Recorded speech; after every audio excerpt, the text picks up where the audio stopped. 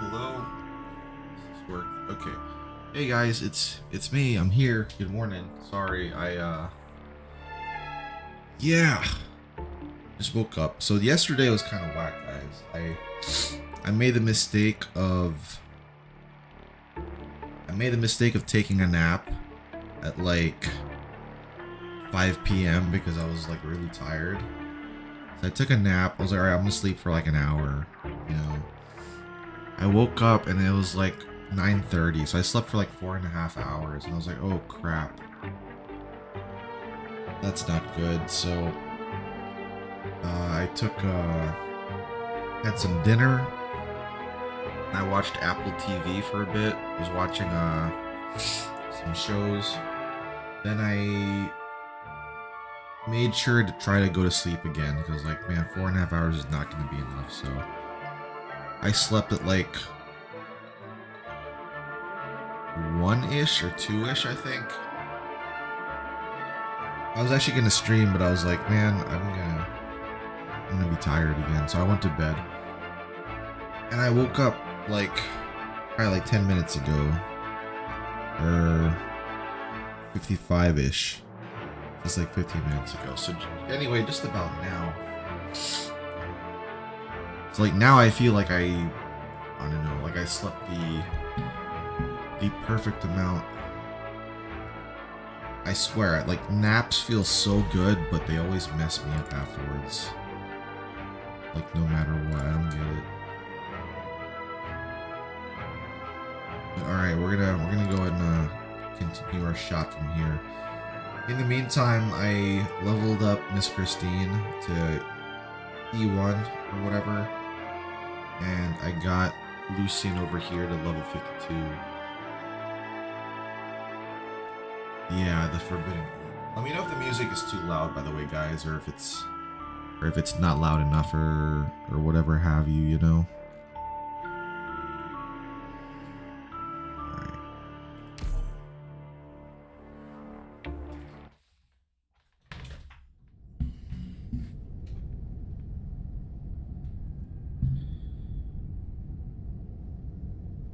Isn't this Ryan Lab?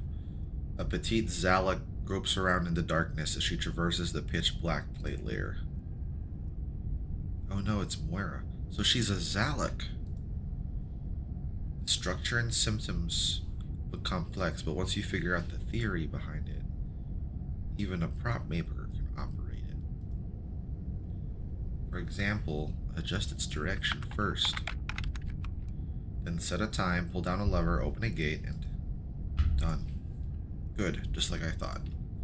This way, I'll have nothing to worry about even if something unexpected happens. Oh, this girl just keeps on throwing herself flags.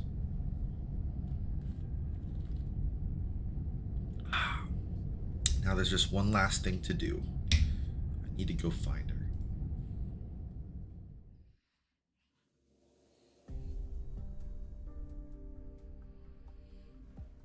I'm sure you have reservations, Lucian. The plate's in a crisis. Everyone's in danger. I wouldn't trust a cold-hearted producer who is demanding the shoot go on earlier. Either. We do not need to trust each other.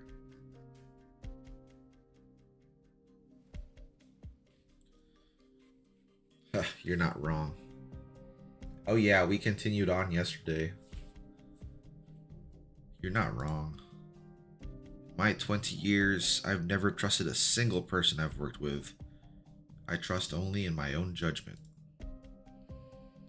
I invited Bellamy, when she needed an opportunity. I saw right away at that auction that you were an acting genius, and I was sure Abner would join the crew, even though he hates my guts. I even still believe that Laura's death 5 years ago was the only way to save that movie.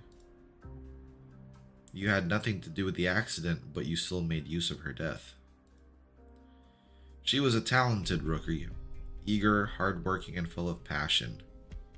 It's just that sometimes that enthusiasm got to her head and made her break a few rules. Steven was still green back then, and the shoot wasn't going as planned. Halfway through the project, I knew the film would burn through all my assets and leave my reputation in tatters. I needed an external factor to help me solve that crisis. Laura's death. Using the media to hype up the accident would be too predictable. Those busybodies would just sigh and forget about it the moment they moved on. So I used a lot of money to squash the police investigation and the media's attention, along with a healthy amount of hush money to Laura's family. I got the editor to keep the footage of the fall that Abner captured on camera and turned it into the climax of the film. Even now, there are some people who still think she was just an acting genius who retired early. You covered up her death. I immortalized her in film. Someone will eventually notice what you did. Every year, on the day of her sacrifice, I go visit her. 5 years, and I'm the only one who brings flowers to her grave. Do you not feel guilt? I'm certainly to blame for it, but now is not the time for repentance. Right now, there's only one thing on my mind: finishing this film. Once the death of Lady Dupont is screened, the murders on set are bound to get the media's attention. I'll take that chance to officially release the truth behind Laura's death. When that time comes, there will be a lot more people grieving for her, and that's when I'll bear the blame. I hope you realize I didn't confess all that to you on a whim. You want to use the truth to make a deal. When I first met you, I thought it was fate throwing me a bone, dropping a big present on my lap before shooting started. But it was your behavior after you joined the crew that proved to me you are no ordinary man. Dalton died right in front of you, but you kept your cool. You even looked forward to future filming. After you discovered my plans to film a catastrophe, you took the perfect opportunity to leak those plans to the assistant most likely to spill them. And now with the crew officially dismissed, almost everyone is feeling desperate, except you. You were waiting in your room for me to visit, as if you're no stranger. Who are you exactly, and why did you agree to join my film crew? I was enticed by your script. No more and no less. Sure. The way things are now, interrogating you about your history isn't going to help my shoot, but I was hoping you would repay my honesty in kind. I still believe in my vision, Lucian. No matter what I found out about you, no matter how suspicious, I will never withdraw my invitation for you to be my male lead. But if you really can't explain why you're here, if you've got your sights on something way over my head, if you think Laura's death and everything it's caused 5 years down the line are the real story being filmed in this plate and you're here for that, then I, Greta Stone, would like to invite you again. Please be our next leading man. If that is your wish, then it's mine as well. Madam Stone. Yeah, we know she did that. Who's thinking this now? So she's doing it on purpose. Oh, maybe this is the killer's perspective. The cast and crew both mercilessly bully newcomers.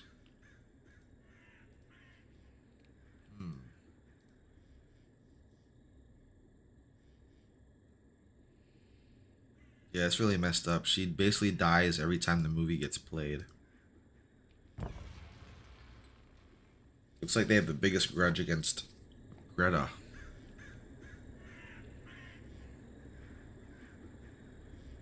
A bulge on the bed is faintly outlined.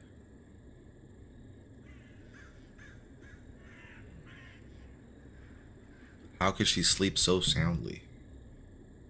I think it's too early for her to die, though.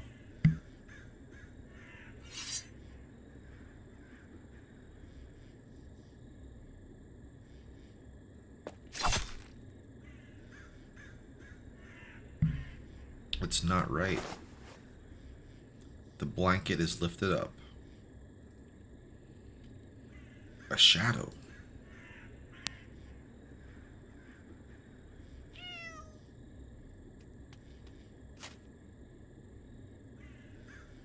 Miss Christine. A trap. Was it Tippy? I welcome you, my elusive guest. Is it really you? It was Moira. Wow. Oh, actually, now I think about it, the signs are all there. She keeps on talking about her sister, right? She keeps on saying she's doing the work for her sister. Her sister is dead. So her sister's the one who died. That's what it is.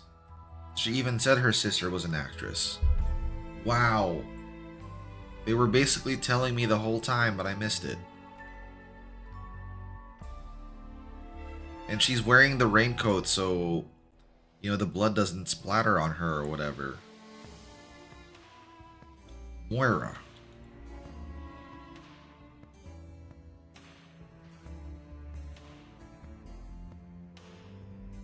I know, but she's cute. When did you find out, Lucien? The first to notice your abnormal behavior was Miss Christine, not me. In that very first scene after I joined the cast, she intruded upon the shoot.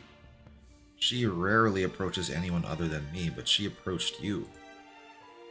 Since then, she has made contact with you many times. Tippy believed she decided to accompany you as you watched movies in the prop room because she likes the both of you. That is only half correct. Miss Christine was only ever interested in you. Look, even now as you hold that dreadful dagger, she still stands by your side. Ridiculous. Don't tell me that's your only reason to suspect me. Just because this mysterious creature is fond of me.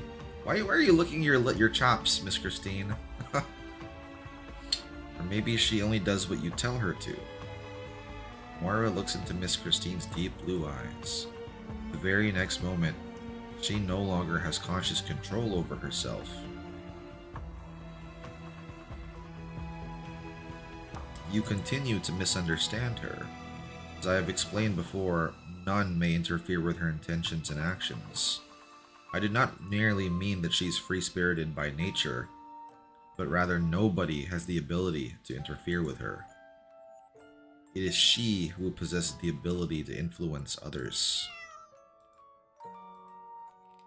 Moira finds it difficult. Miss Christine is extremely sensitive to emotions.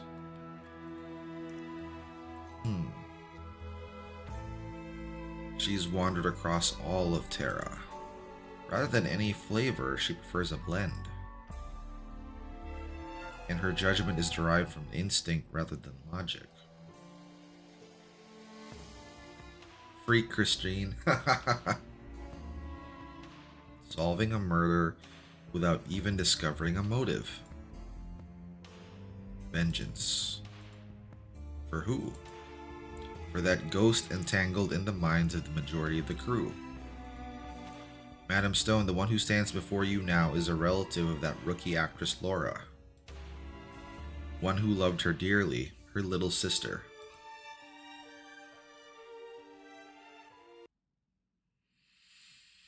Yeah, she's not doing it for the love of the game. She's doing it for the love of her sister. Time to go. To be honest, that probably feels so insulting to have your sister die. I'm here to help. Every time, right? Ha.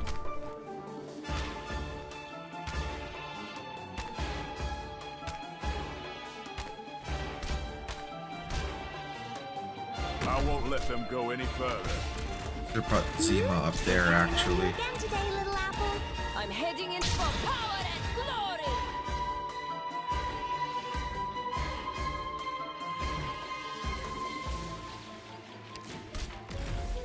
Where to? At your call. Warm-up's over.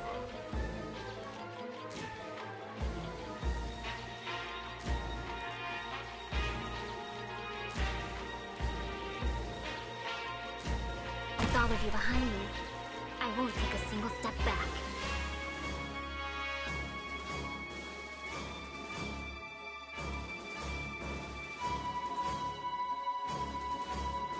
No.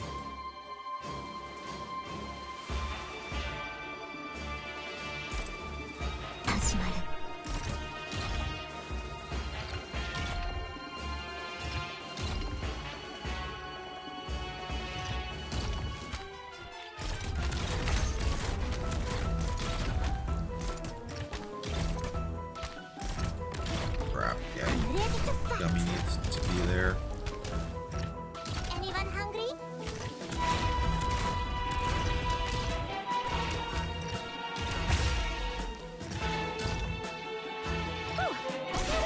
Guys, Bring it on, bastards!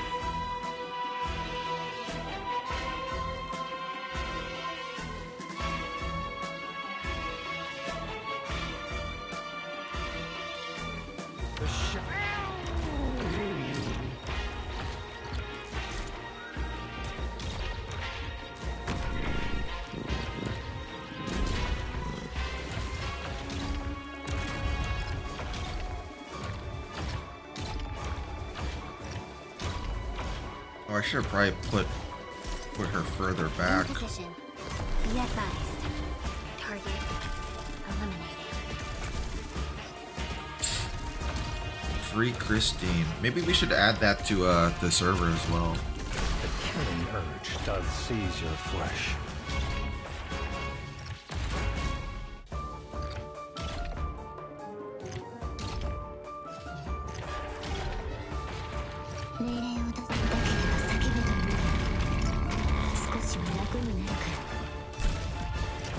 In position. Oh, she changed direction because of the shield. There we go.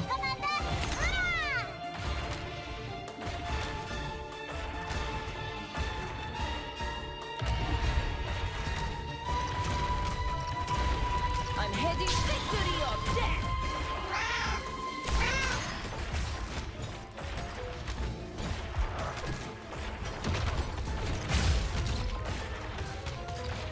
Try some of my specialty.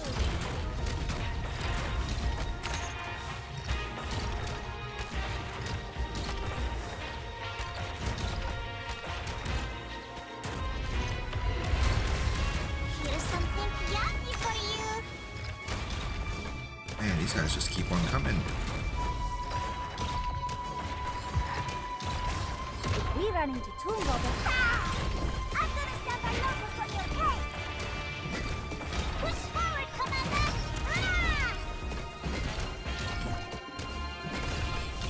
Duh! Bring it on, bastards!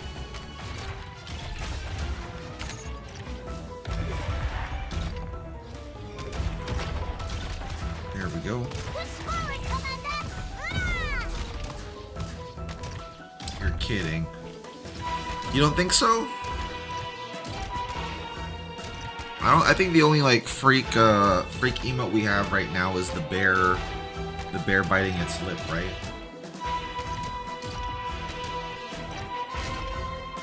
Maybe that's necessary too.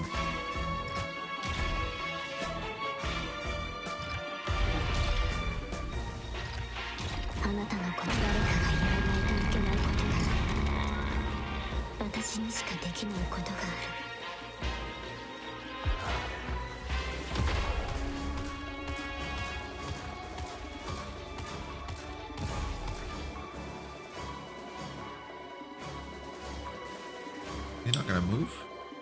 Ooh, almost dozed off.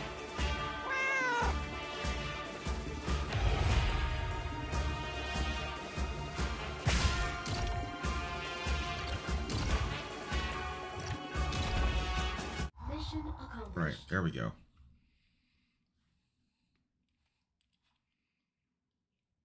Man really got stuck. So out of all the choices Miss Stone gave us after disbanding the crew, you chose to play detective, Lucian. No need to bluff. I know you're not afraid of me.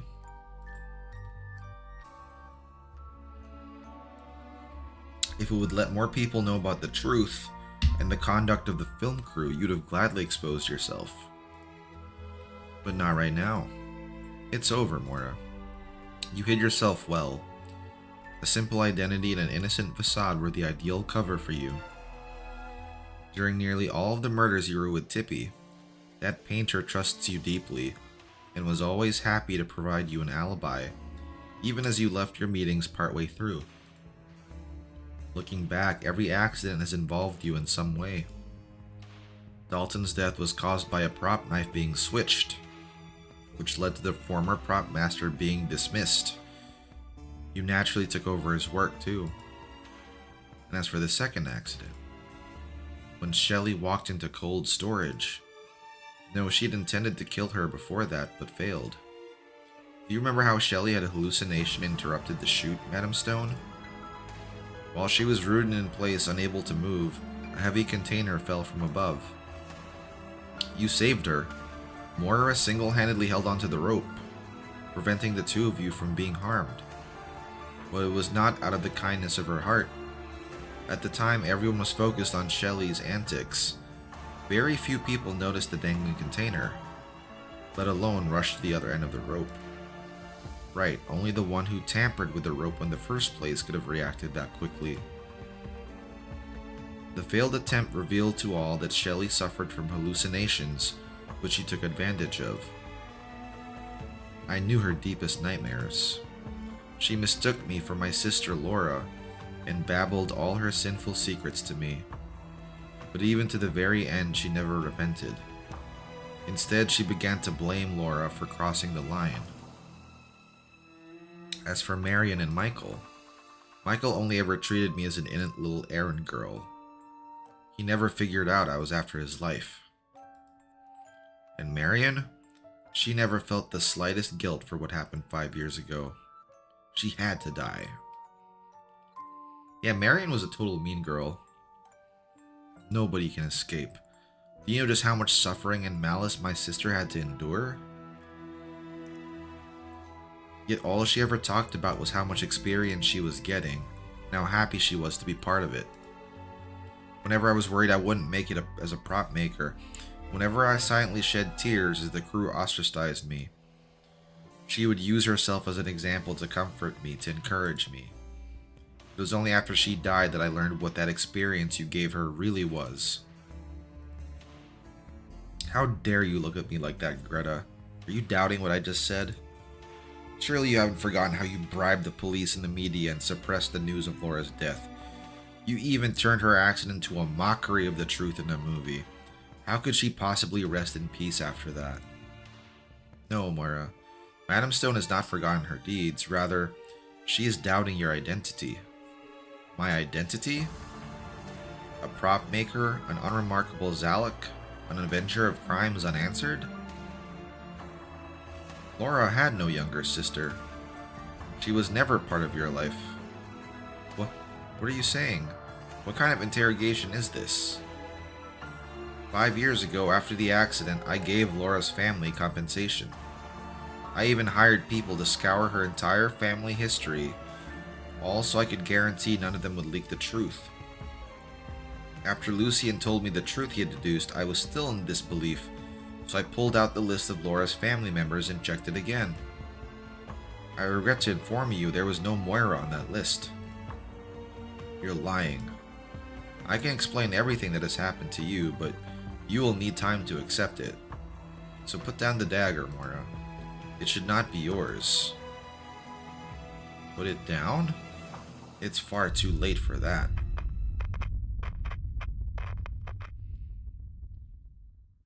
She must be a troop member.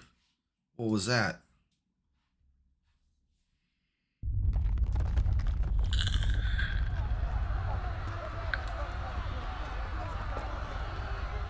See, now Lucien is our star.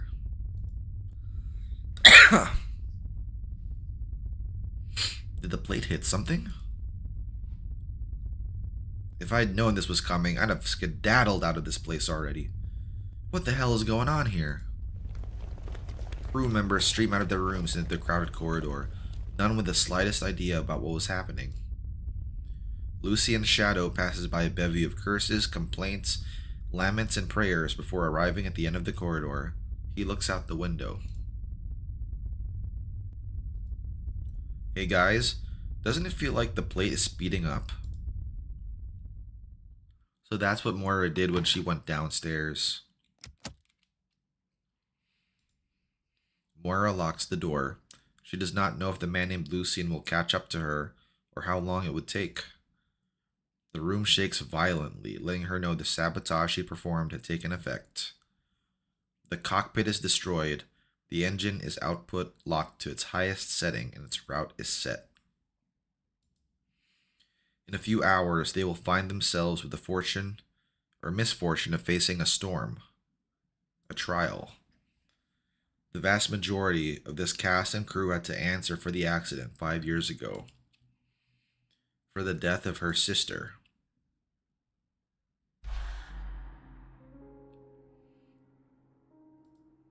Yeah, she probably has implanted memories. What was he talking about? Moira mumbles to herself incessantly. An old VCR.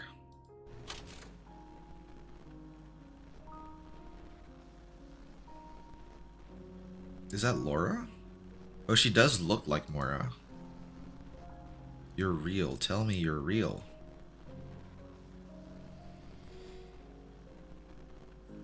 Peel an apple without breaking its skin.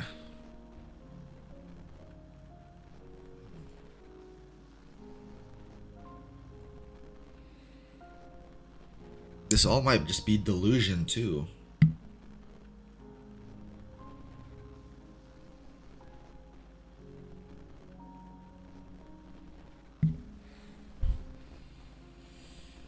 Even though you came from a small town where you couldn't even buy a VCR. Yeah, why would you tell your sister that? Your sister would know that because she was raised with you, right?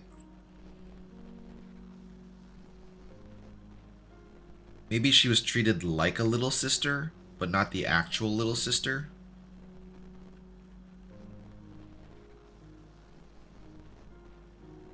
Told me how alike we were.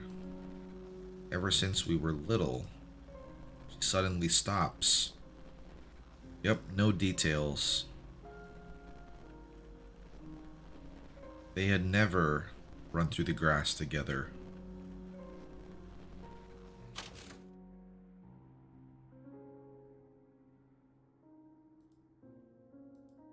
But she looks remarkably like Laura. Laura was never a part of yours. You think she's a stan? Yeah, she might have been a stan. The hell's going on here?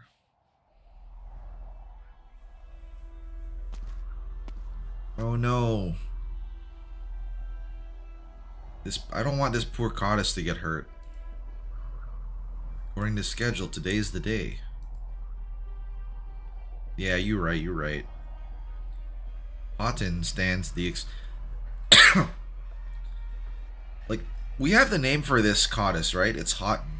But they keep on calling her Unlucky Stagehand. Like, I don't want her to get hurt. That's the catastrophe Miss Stone wanted to film.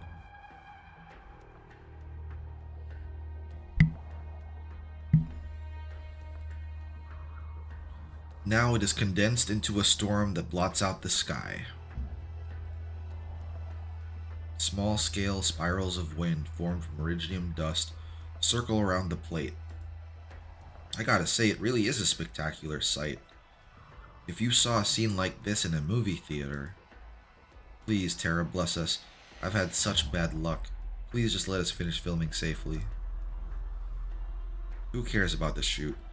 A safe return to Central Rankwood is good enough for me, please. The plate responds to Houghton's prayer with an even more unusual than earlier sound and shaking. Whoa. Hitchcocks. They have a Hitchcock in their own universe. Auden was wondered many times before. If she were actually in the middle of a catastrophe, what would she hear? The howling of the wind? Turns out it's none of these. It's the sound of walls and metal structures being squashed flat. Sound that instills extreme terror.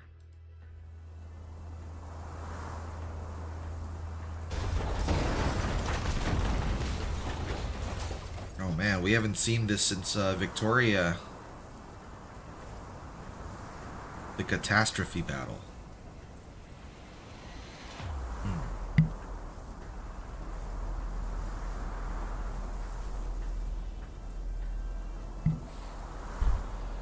My God. Now this is a Oh, she might get shocking infected discovery. here. Any idea how we might celebrate this, Doctor?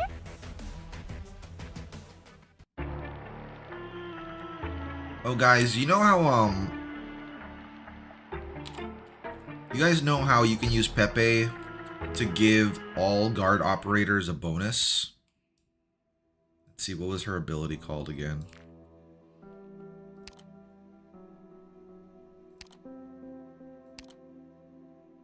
Oh, Perfuse with Lotus. They all gain 16% attack. Or how Asia Fala, when you deploy her, all casters get however so much attack.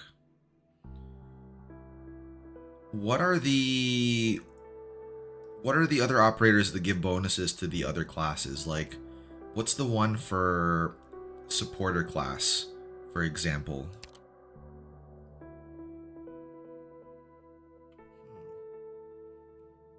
You could even improve it, I guess, to a higher increase.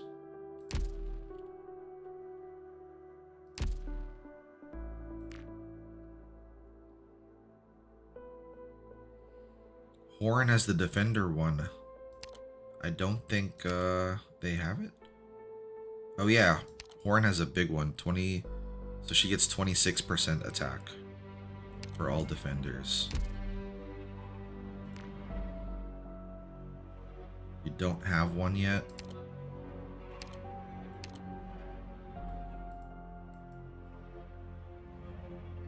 Yeah.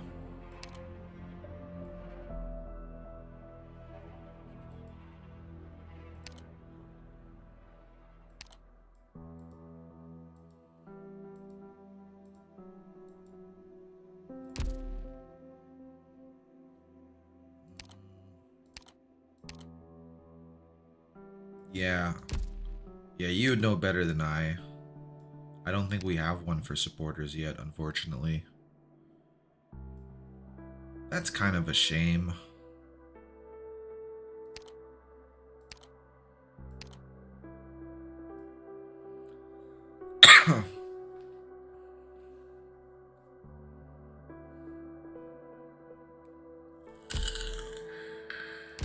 Doctor, it's great to see you.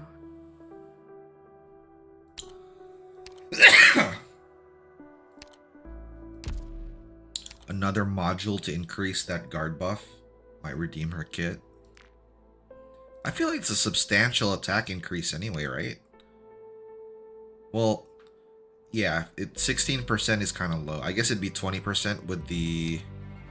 if you have potential for her.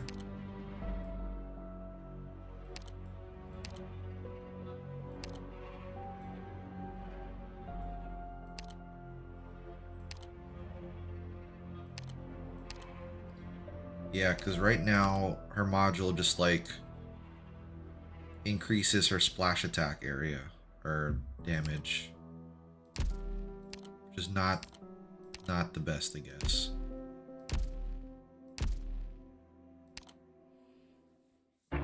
Thank you. No one has the other Earthshaker module yet. I guess it'll come eventually. The trait buff on this module is kind of laughable. Like, how often will there be 3 enemies in one tile? It's very situational. It's more so like when you have those rat enemies. Like those really fast ones, or I guess the dogs.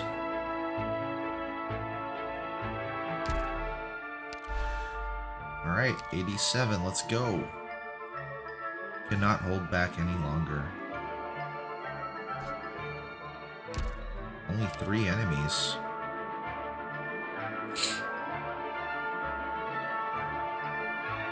Still got our feline and bear team.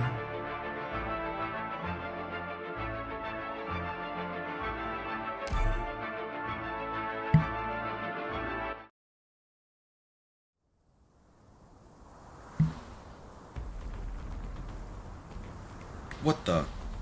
This is Greta's plan for the shoot? The Iridium storm is right in our faces. What are we? Some sort of suicide squad? No way. This has to be the killer's doing, right? Someone blew up the plate's cockpit. There's no way we can slow down the plate now. Right now, we're only barely in contact with the storm, but once we hit its core, they're not going to find even a single brick from this plate. Alright, enough. So who on Terra was it? Their revenge wasn't enough for them, so now they're going to take the rest of us too? The murderer is Moira over the prop team. What? Who's talking? I said it. The killer responsible for the 3 murders is Moira. Moira? You're kidding me. That unremarkable Zalak? Miss Stone caught her red-handed. If Lucian weren't there, she would have become the next victim.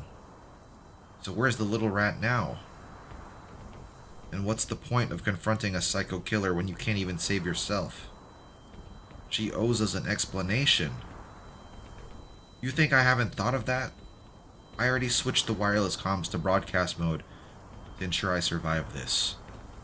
To broadcast mode? Would it go that far? I have to live. Yeah, this guy's kind of an asshole too. He's probably gonna get killed, but not even by Moira. Probably just by accident. The land boats. They're gone. What? I went over to the emergency escape cabin earlier. They're already wrecked by the storm.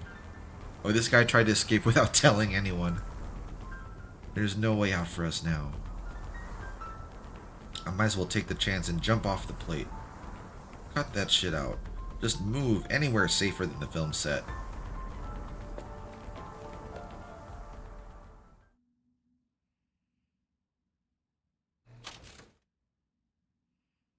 There truly are so many things to learn from the set design of a horror film.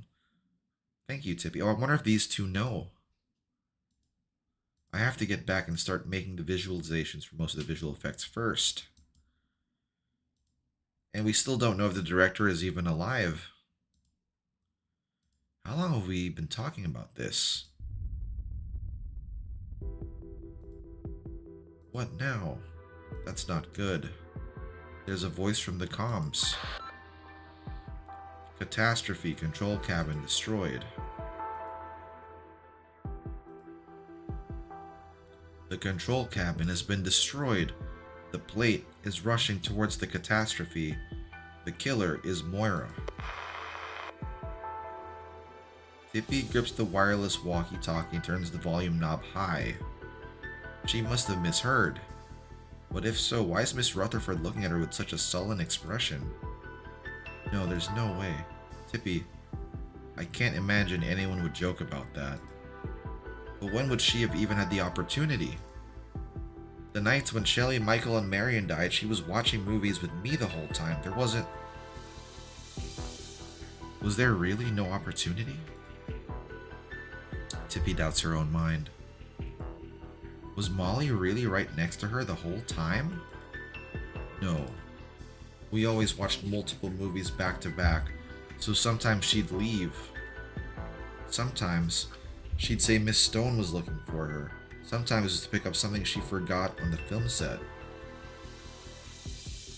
I'm sure you know how she's like, ma'am. She's still new to being the prop master under like a ton of pressure, but... Darling. No, that only explains how she could have done it. It doesn't prove that she did. A motive. Why would she kill all those people she had nothing to do with? Why don't I know anything? Darling, maybe you didn't know your friend as well as you thought you did.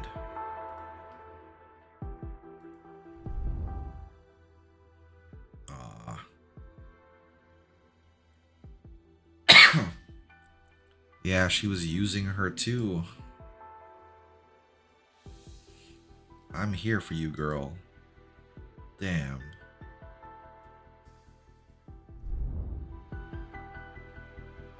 Or maybe she never even thought of me as a friend.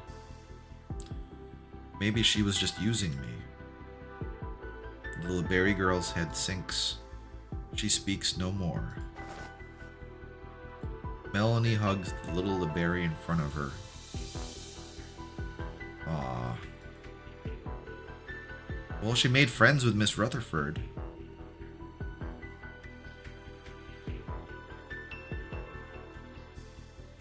Let's just leave this place first. We would be safer underground. Underground. Underground. The world circles around her brain. Wait, I got it. Recover your pep already? No, I figured out how to change the plate's trajectory. There was once a crew that snuck into another Rankwood plate to film secretly, to save on rental costs, and they ended up with a super cool, scary movie. I rewatched it recently, but that plate and the one we're standing on both came from the same batch made by Rankwood. So basically, the specs should be pretty much the same. If my hunch is right, there should be another control cabin at the bottom of the engine layer. What are our odds of making it there? To be honest, no idea.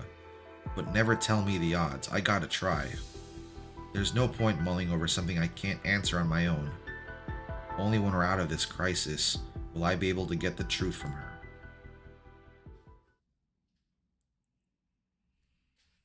Alright, we have our way out of this now.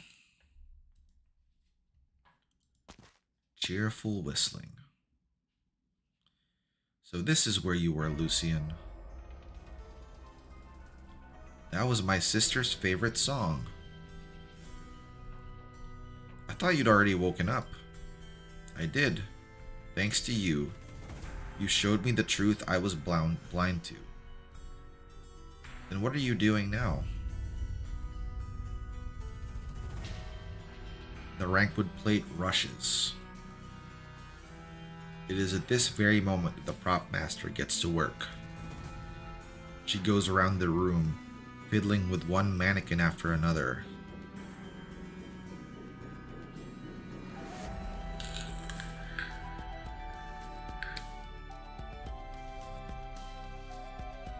If you will allow me a guess, you met someone.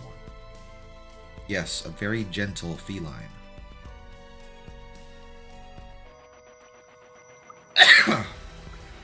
Excuse me. The weather was terrible that day.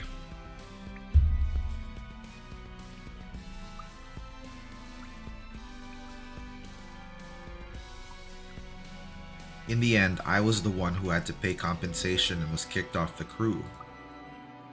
I didn't know anyone in Rankwood, so I was no stranger to being treated like that. I ran away from home, you know. Death. Then that person sat next to me. But when he left, I realized the cassette tape was sitting on my knee. So she was a member of the crew too. That man brought Laura into my life.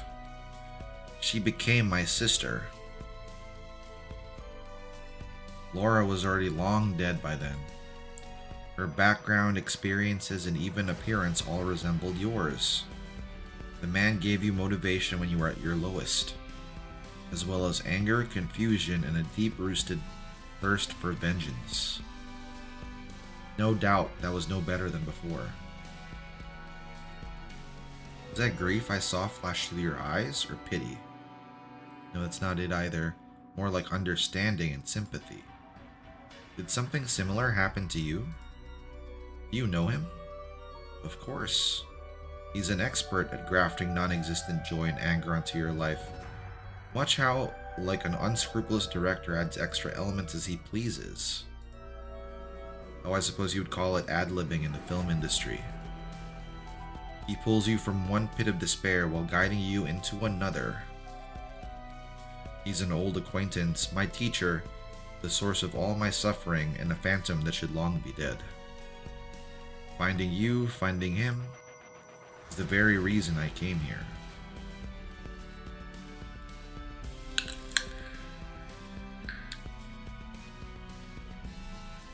Moira, I'm sorry for denying all you have. No, it's not like that. Moira finishes arranging her last mannequin and returns to the center of the prop room. She does a curtsy in Lucien's direction and lightly taps her fingertips. Lucien then realizes something has changed and looks over to see that every mannequin has come alive. So this must be her arts.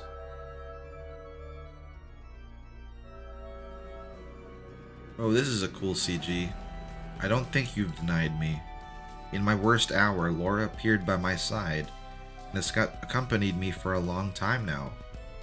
She's my sister as I am hers. I don't regret avenging her. I will also be the last person in this land to remember her. I cry, I laugh, I rage, I doubt, I hate, I grieve, I yearn. And thus I have them. I am alive. The mannequins begin to move. Lucien recognizes who they were modeled after. The deceased Dalton, Shelley, Michael, Marion, and also Moira herself. Moira stretches out her hand and holds her mannequin's hands one by one. No music except the trembling ground. But the prop master seems to have become the most passionate dancer on the land. Strange yet elegant. I should be thanking you, Lucien. When there was nothing left of Moira anymore, I felt as if I became a mirror and that I could become anyone. Wake up. Satisfaction born from despair is nothing but poison. I've never been more awake in my entire life. Would you also like to become my dance partner? Just like them. As Moira finishes speaking, her dance partners throw themselves at Lucien.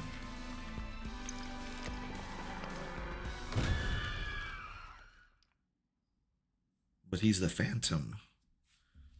That's not gonna work. That's not gonna work on this guy. He's the Blood Diamond. I'm here to help. Hey, welcome in Silent. Welcome in ATG. Hope you guys are doing well. Oh, I could have put Myrtle back there actually.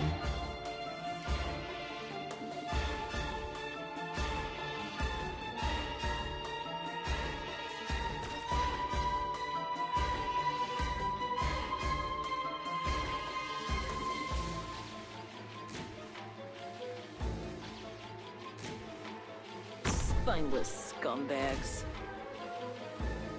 Oh, it fired a missile. Ooh, almost gather around me, guys. I won't let them go any further. Never underestimate the enemy. Where to? Warm up's over.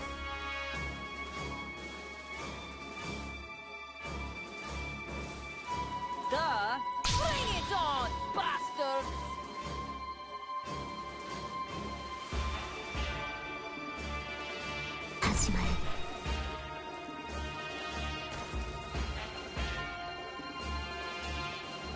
Great minds think alike. There we go.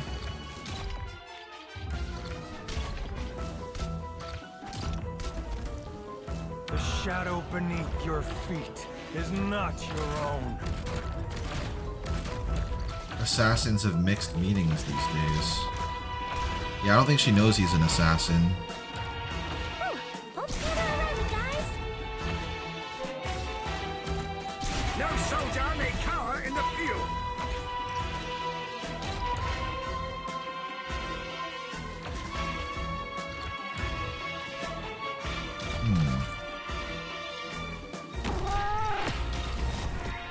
Oh, they killed Lucien, that jerk.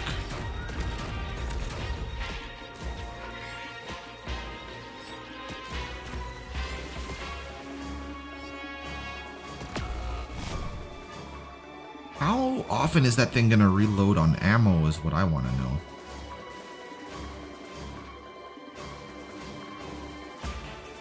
Hear the roar of my chainsaw.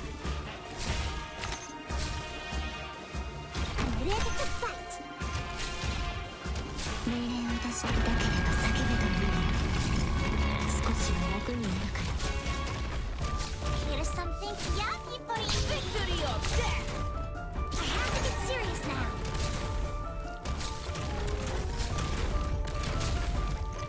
God damn, there really is a lot too. Push forward, Commander! Ah!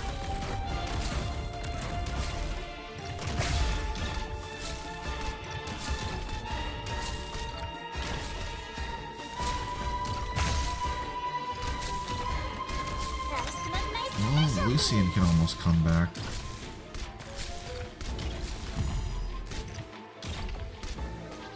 The shadow beneath your feet is not your own. Anyone hungry? That's your set. I say this once! Protect your own lives first! I'll bear the... Victory or death! Whew, almost gather around me, guys. Surrender now if you don't want to get sawed in half. Push forward, Commander! Hurrah! Man, who the hell is hitting Lucian too, man?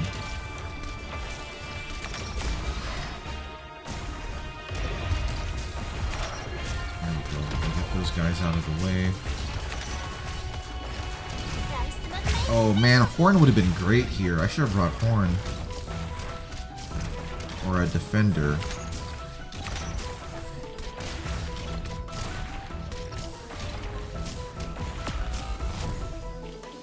That's some of my specialty.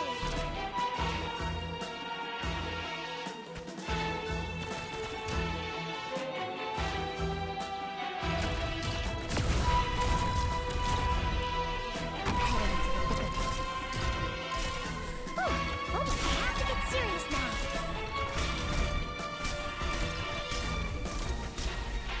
Come on, Jessica, shoot him. Oh. Or get stunned.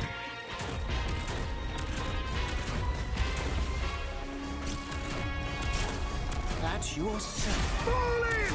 I hereby command! Whoa, whoa! Let me down more slowly. Well, there we go. 3 enemies in 1 tile. We were just talking about this earlier.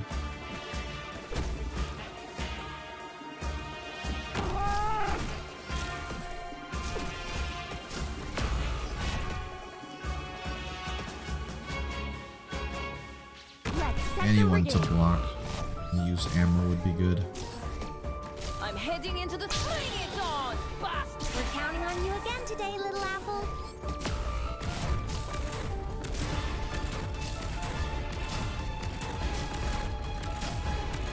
Can they reload? It seems like it. I don't know how they're reloading though. The shadow beneath your feet is not your own. Alright, these guys are cooked now. Mountain gonna hold them off. Mission accomplished. We're gonna have to check their enemy description. Because that one at the very end reloaded at least twice.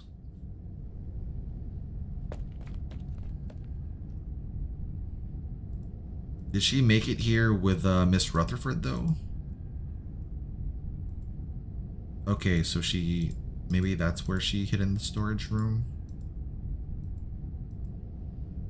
The mannequins chasing down the squad where her friends work too.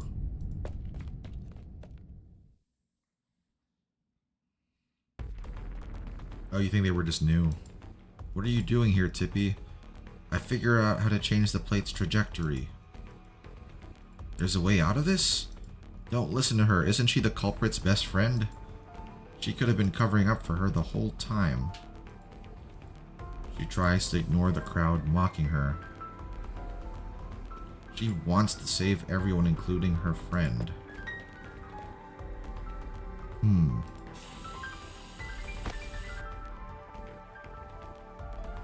The weapon-wielding crew. You guys afraid of one girl? Oh, man. Who's gonna save her? Miss Christine. Oh, Miss Christine's there just for the emotions. She's also merely passing by.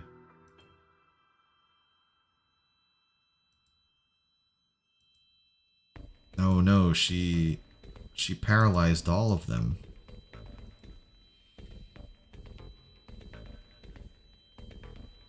It used to be my favorite. The pain of ordinary people is almost flavorless to me. I only took notice of the girl who seemed so similar to Lucian. The lead actress the man chose for his latest play. Your tie is to make you even tastier than her. The lady's twin tails twist into strange shapes.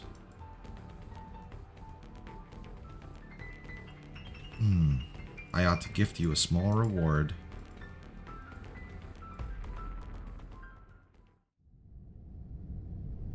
So that's how she saved her. Why am I here? Weapons fall from their hands in succession. Yeah, Catus Ex Machina. Miss Christine. How come they're leaving? When they were rushing towards me, I suddenly felt my whole body go cold. Like they were fighting. Like some kind of irresistible force.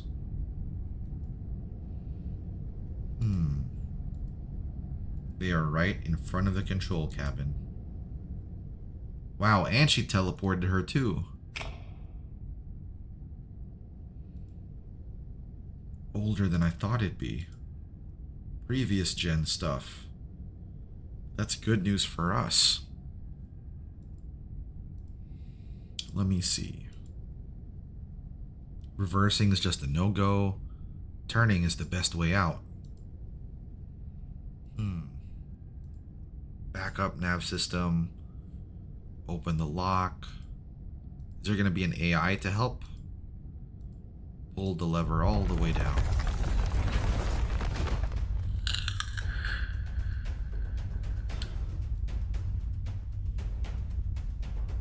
Did it work? The plate's waist jerking around. The steel giant under her feet is now fighting its own immense and unstoppable inertia by steering sideways. She does not know if it will manage to turn in time or how long it will take. All she can do is pray. Even a little shift will do. Tiny, tiny chance. Tippy is a hero here. Miss Christine shakes her tails. A brief relief, along with confusion and pain. A hint of suppressed madness. That smell does not belong to the girl. A companion who has been with her the whole time. Lucian feels sympathy towards the other person, which means he's currently experiencing twice the pain. Is somewhat displeased. She cannot help but recall the night when the Crimson Troop was destroyed as Lucian sang under the name Blood Diamond. It is no good omen.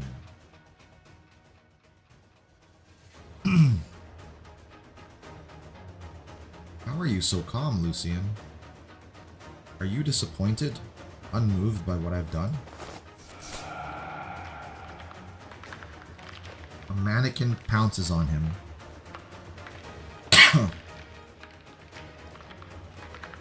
It has aura. The emotions turn into energy.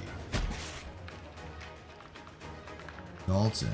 There is no doubt these are the feelings Dalton had right before his final rehearsal. Why don't you fight back? Do you have little interest in me, babe? But ever since you played the part of the messenger and spoke those lines about fate, I haven't been able to take my eyes off you. Michael.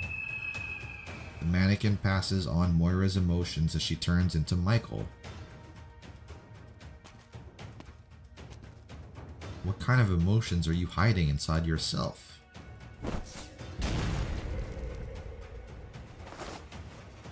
Shelly. I guess he's gonna wait to attack. He's gonna let her have her spiel. Any object that passes through your hands becomes a medium to release it. So these are your Originium arts. I see why he chose you, why he led you to become what you are now. A prop master, strings, puppets, all images born just for the stage. Come, join in our performance, Lucian. If you're right and that man roused my abilities, then as his real student, you will make the best dance partner. Moira laughs and cries loudly. There is nowhere for Lucian to run. Fine. What? Moira, I will sing for you as you wish. The Blood Diamond song is a kind of misfortune for both himself and the audience. It will rip my throat apart, sending pain straight to your ears. And you will die, or spend the rest of your life with its melody reverberating in your mind. If you willingly ignore the truth in your hands, you can only approach him by destroying yourself. Then allow me to relieve your pain and enter the stage once more.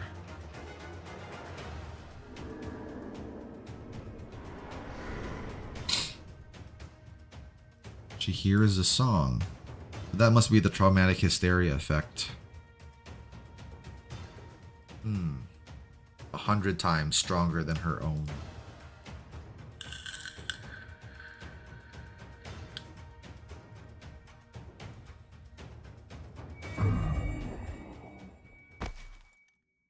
Yep, she got hit by the traumatic hysteria now.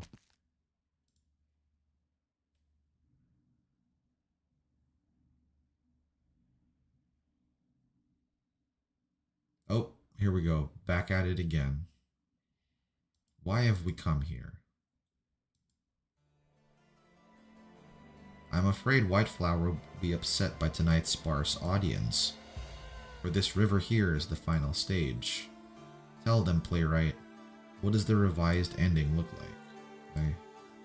The magician's assistant and the lucky audience member, who both died on the stage, are stuffed into prop boxes and thrown into the river. Once the dust settles, they will wake up and emerge from the river under the stars. They used their story deaths to distance themselves from the prison of nightmares. That's Blood Diamond and Abyss? Wait, didn't they return to the castle already? Are they running away?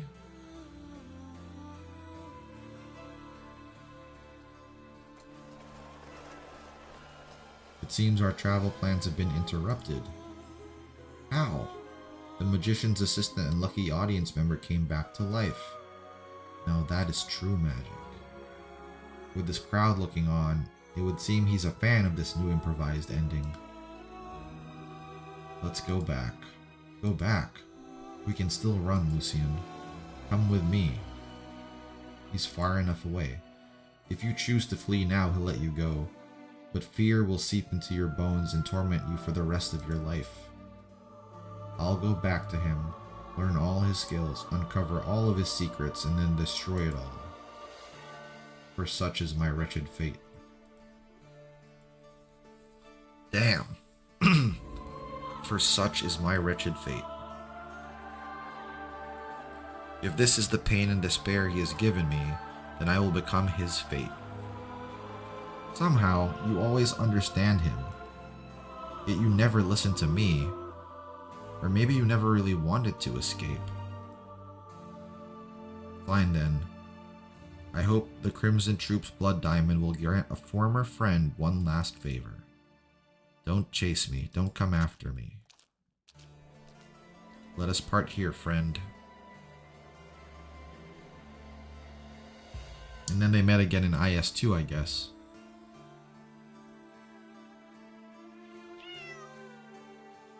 Oh, Miss Christine does not look happy. At some point, the black creature appears. Lucian doesn't perform the gesture of a proper gentleman's salute to her. The lady is even more displeased. She's like, why you gotta do all this?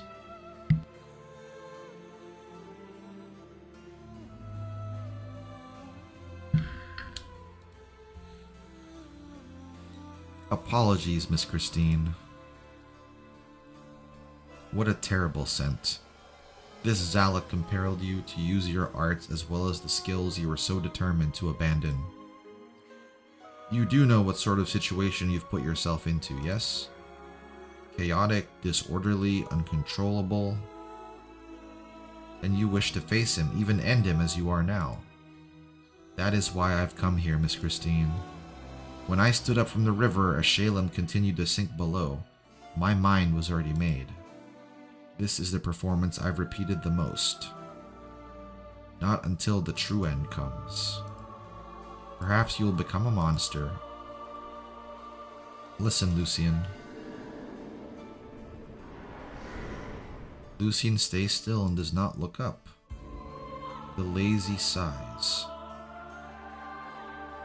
One walks into the shadow while the other remains sitting before him staring. Both Miss Christine speak in a staggered pattern. To be honest, I much prefer Phantom. It implies nothing good, but it is a name you came up with yourself. Humans are so troublesome. Sometimes I miss the cafe where we met. Your emotions were much more complex and slovenly than they are now. But still far better than today. The bitterness of your obsession is making me want to sneeze. Go, meet him if you must. If you turn into a madman, I will devour all of your emotions, no matter how hard they may be to swallow. If you cease to exist, I will haunt him and figure out a way to make his life miserable. After all, he can't do a thing to me. Break a leg, Phantom. Meow. That's true. They never really commented on the relationship between the Beast Lords versus the Ageless of Terra. The only thing that we know is that they're all immortal, but their abilities are vastly different. Did the storm blast your eyes blind? No pushing or shoving. Can only fit 2 at a time. Miss Stone. If this keeps up, we won't be able to hold out for long. I sent people to move supplies in. No, I'm sure we'll make it through. Miss Rutherford, you should hurry inside. So this is the wind she felt. Huh? What'd you say? Nothing. Don't you go looking for Tip to discuss the backdrop earlier? Where is she? She seemed to figure something out and took off. I couldn't catch up to her. And we're supposed to be the adults. In the face of a catastrophe, not one of us is as cool-headed and as brave as her. Because she doesn't know what fear is yet. Yeah, I was saying Greta is super pretty.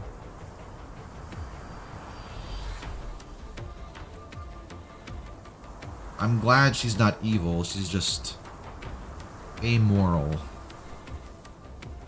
Is that not the difficulty in charm? Don't tell me. You finished shooting this damn movie even now? They're gonna pull like what Marianne did.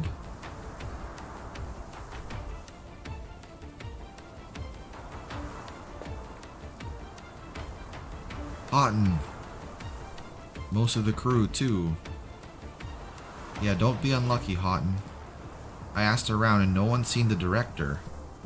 The stagehand in charge told me earlier of some of the buildings, too. I think Steven died like the previous night, though.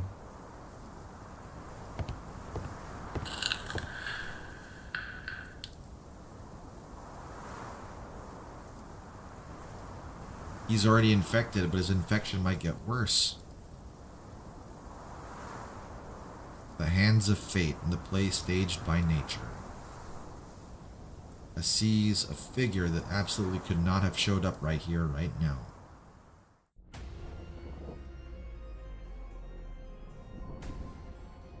The catastrophe shows no respect.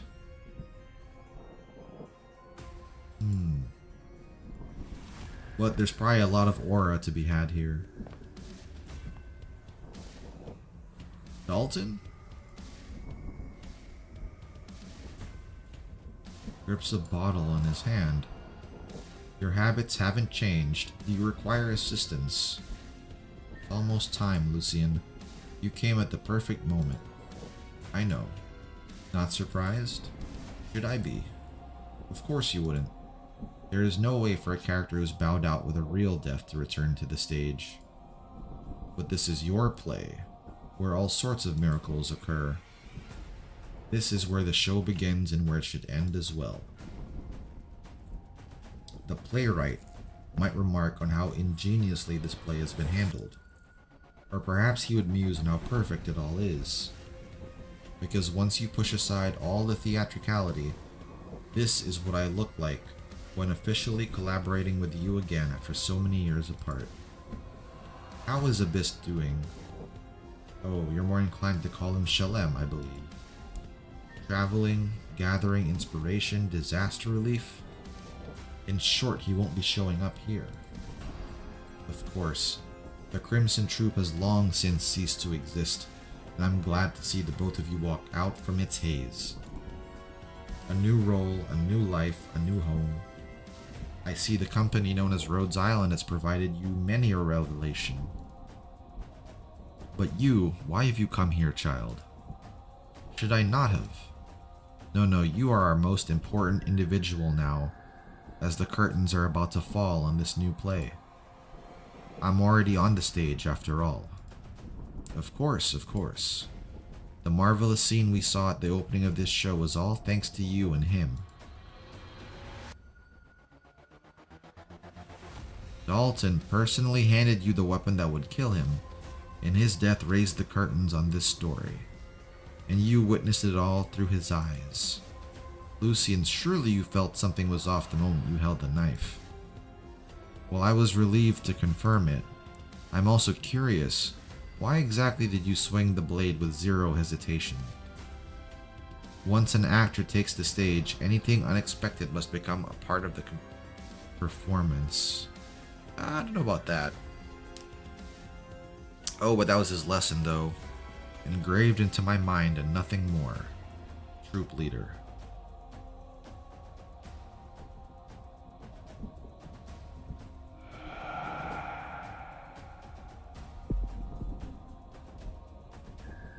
The Auror.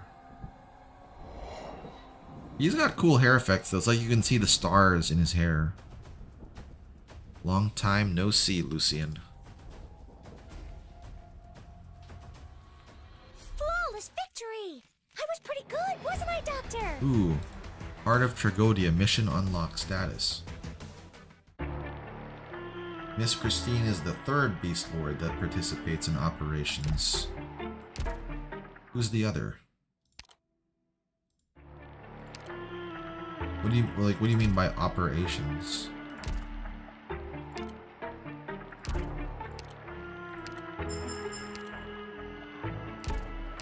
It's like we have a boss fight next. It's great to see you.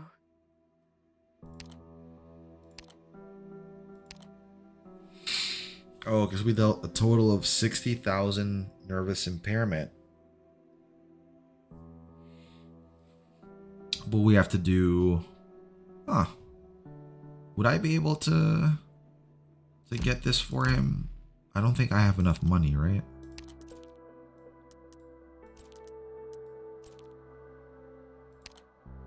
Que feraient ceux qui parviendraient à se libérer du joug de la haine?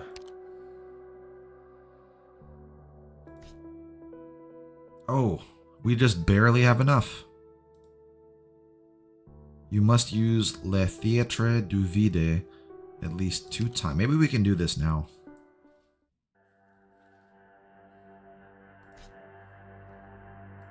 At least 2 times. Yeah, let's do it.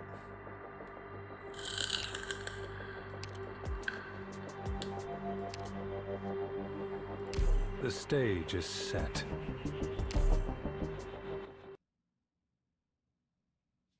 Well, so our only goal is to do it twice. ETA 6 mics. Good scenery here, Doctor.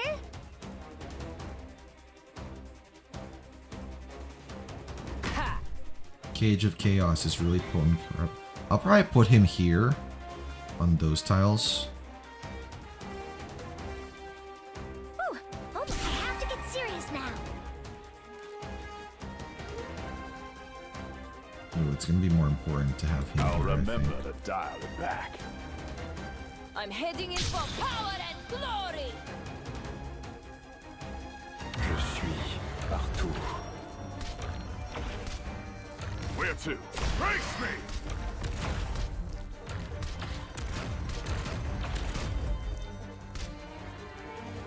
I'm ready to fight. Let me put you there, What fine and soup. then we'll put you there. Here's something yummy for you.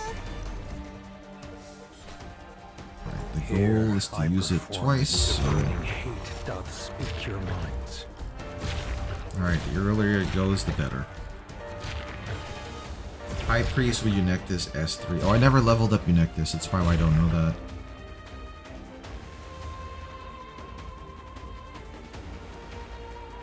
Hear the roar of my chainsaw. Whew. Okay, I have to get serious now. Victory or death. Man, look at him go, dude.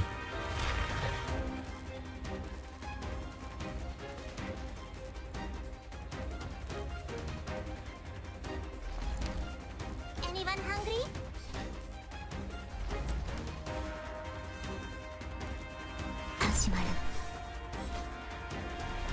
Alright, Nice. I think we just let this go from here.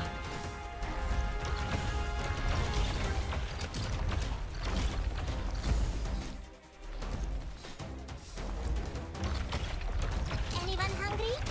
Alright. Come on, guys. Enter the zone. Duh. What are you scared of? There we The go. apron, the burning hate doth speak Alright, that's the your twice we needed. Push forward, Commander! Hurrah!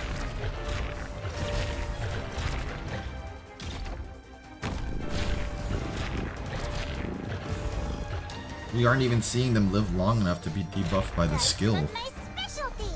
Yeah, these guys were not ready for an operator like Lucian.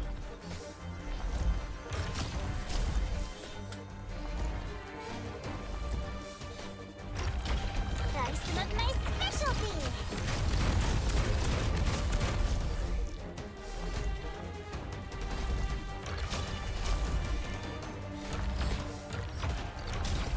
Yep, and there's Mountain with the Pepe buff too. Come to my zone.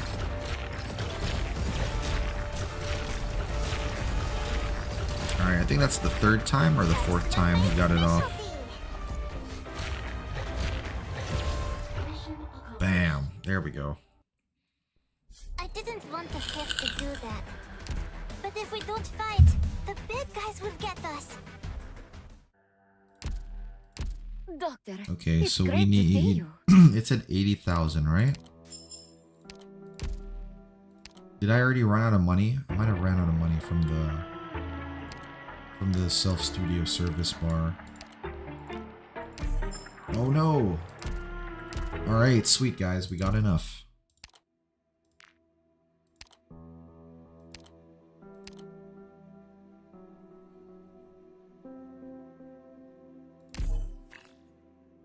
Hell yeah. Alright, I probably shouldn't read this yet. We'll read that at a later point, probably after the event. So, the changes are, so he gets attack buff and HP buff. Elite and leader enemies have a damage increase, or get a damage increase against.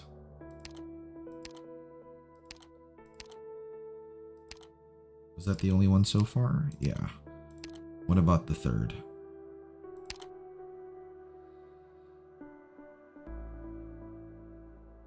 $90 points of nervous impairment. Yeah, that'd be pretty good. I hate those pyramid thing materials. Yeah, they're kind of annoying.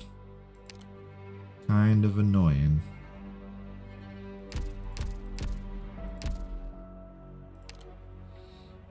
Alright, we got our module. That means the boss should take extra damage from him now. This guy really does see Lucy in some sort of sun, though.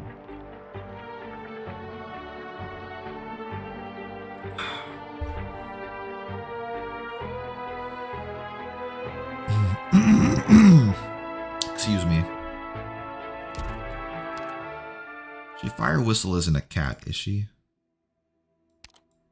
No, she's a Liberry. Damn.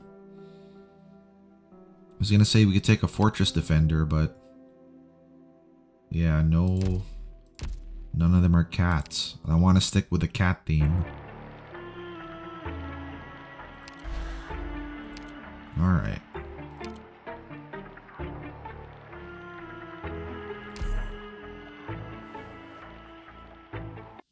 Oh crap, you guys! Did I didn't set the module, did I?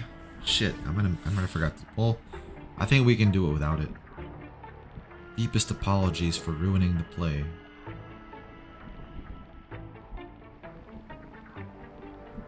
Mizuki Sam hates her second mod with a passion. Did you get Escalon? Her new outfit? Her new outfit's pretty nice. How you dealt with that Moira girl. The original ending of the story. An old case from 5 years ago. The Zalak, who once stood outside the story, slowly walks to the center of the stage. She awakens, hollowed out, broken, and judges the last remaining soul, herself. And you? In the script, you are the messenger who happens to pass through. Yet in the end, you become the one who ties all the threads together.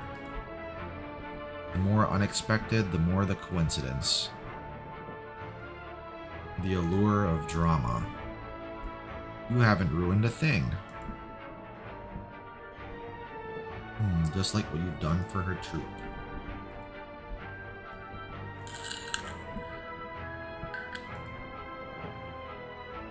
Wait, that's what it does? Oh, that's pretty lit. I would like that myself, actually. After all these years, death, or rather destruction, remains the plot device you wield so well, the ending you so cherish. Child, oh child, how I wish you could appreciate its beauty. Do I? I wouldn't say I appreciate it, but I'm very familiar with it. I've acted in so many plays, I've killed so many people. My hands are drenched with blood. That is the education and training I received in my childhood, the life you instilled in me. You are my best student, Lucien. Before the climactic finale arrives, let us review the performance so far. The troop leader smiles and bows towards Lucien. His scepter, wrapped by his tail, points towards the approaching catastrophe clouds. A familiar scene unfolds before Lucien's eyes. He knows he can't refuse. No, this is what he came for. Lucien gives a slight nod. First, we have Dalton.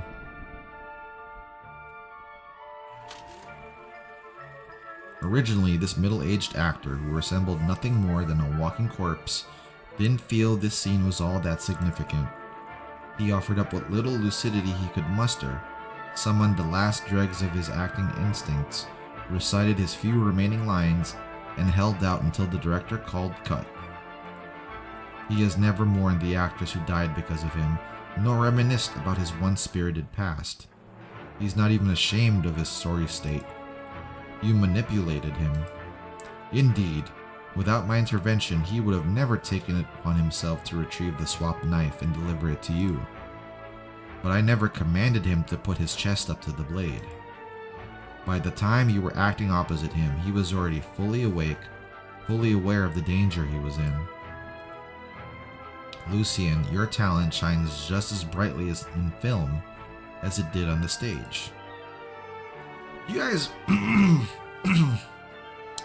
are you guys aware of the drama that, just now based on what the troop leader is saying, the drama that Hollywood went through when they went from silent films to films with sound, what they call the talkies? They call them the talkies back in the day because you could actually hear people speak. It's when they added voice to movies. And then after that came color. It's like all the actors and actresses who could act, they were like the big movie stars in silent films. A lot of them couldn't accept the change because it was like either audiences didn't like the way their voices sounded, or the way they delivered lines was like robotic and broken. Like they're only good with their expressions, but not with giving emotion to their dialogue. So a lot of those actors and actresses got cut. Like that was a huge deal. Every time there's a major shift in media form, which is going to be a schism between the old guard and the up and coming. Exactly, yeah. There's a movie actually about that schism I was just referring to. It's called The Artist. It's like a black and white film that's like silent, you know, at the start, because it's like showing the main character who's like one of those silent film actors, and then the talkies come, and then all of a sudden people start talking in the movie. It's actually kind of cool. You guys should check it out if you have not already. Alright. In that moment, the messenger slipped fully into character, while the looming threat of financial ruin warped Sir DuPont's thoughts. Yeah, I do remember that too. I'm not even an artist, but I remember when digital art was like, I think it took off first in professionally. It took a while before people who didn't do art for a living started to get into digital art. I think mostly it was the financial barrier, because it's a lot more expensive to get started with a tablet and stuff like that. Yeah, I don't think AI art will ever hit that point though.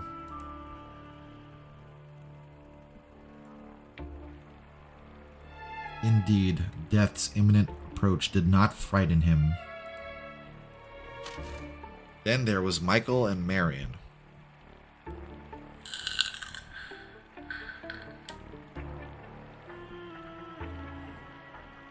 Their farcical romance laid bare for all to see.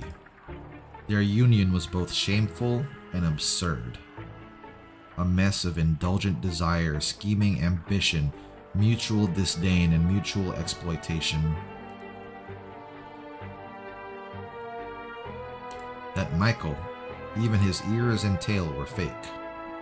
Yeah, I don't think AI art is gonna take off, because you're right, like it's at least to me, I feel like it has no soul, right?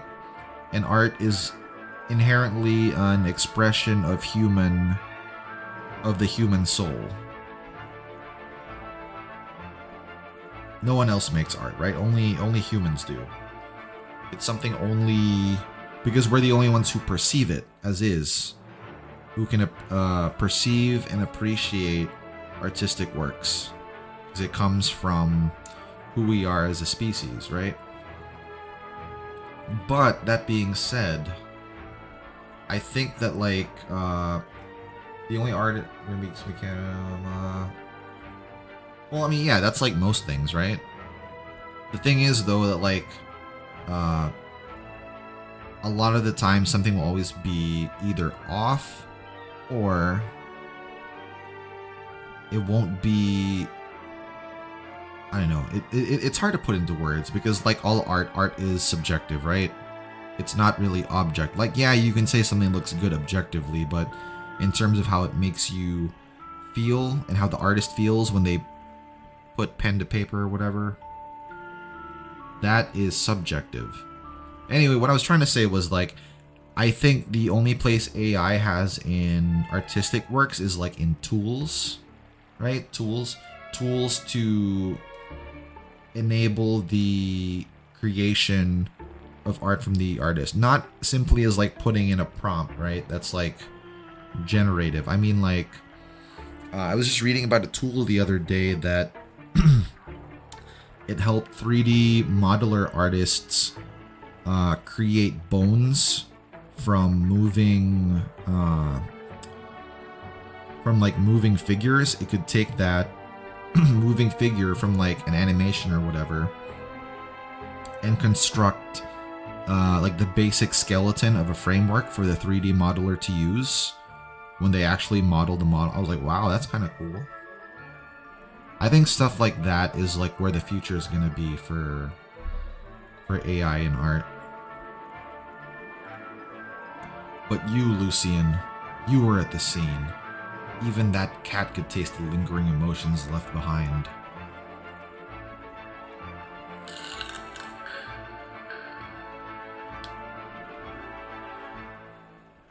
When Moira knocked on that door, when the footsteps of death drew near, in that fleeting moment where there was no time to think, I'm sure you know what each of them did. Tear stains. What a fascinating detail. Tear stains lingered in the corners of his eyes. None of the three Rockefeller brothers had ever shown Lady DuPont such heartfelt emotion. That fireman's axe was originally meant for Marion, yet Michael shielded her from harm, exposing himself to the blade instead. In the last moments of their lives, that man and that woman, who up to that point had been attacking each other, instinctively protected each other.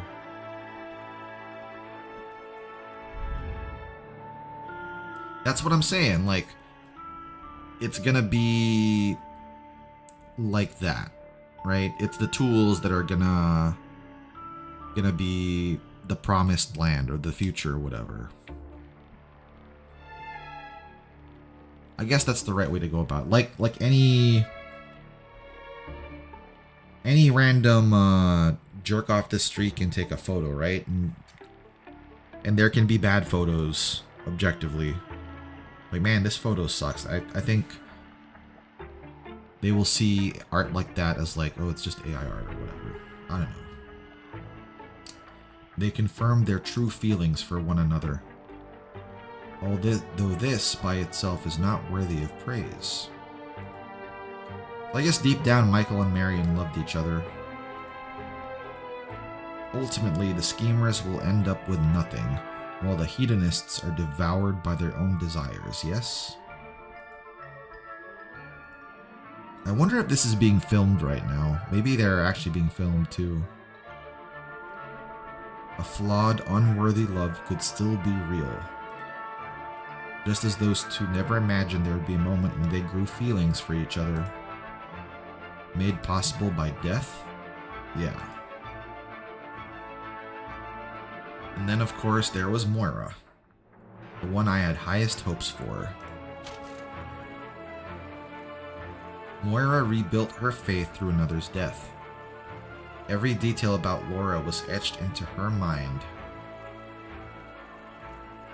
Grief, anger, doubt, and hatred. She directed this entire performance. Why do you insist on downplaying your own role in all of this? It was you who inserted that ad-libbing, forcing a past that did not originally exist into her mind. Yes, and what of it? Look at her. She is dancing. You were her dance partner back then. You must have felt it. She isn't like the children from the Crimson Troop, who've been receiving White Flowers training since they were young. But when you look at her dancing, her physique, her tears, her smile, she's acting out a version of life, or perhaps crafting a kind of truth. She will dance through countless people's lives, dithyrammed unending, until her mind and body can no longer bear the weight. Or maybe she will finally encounter you, or some other fool seeking the truth, and one night she might finally awaken from her own dream. Regardless of her ultimate fate, her soul will be rich and fulfilled. Regardless of her ultimate fate, she is no longer just a nameless prop maker from the frontier. No longer a Zalak with nothing. You're as talkative as ever.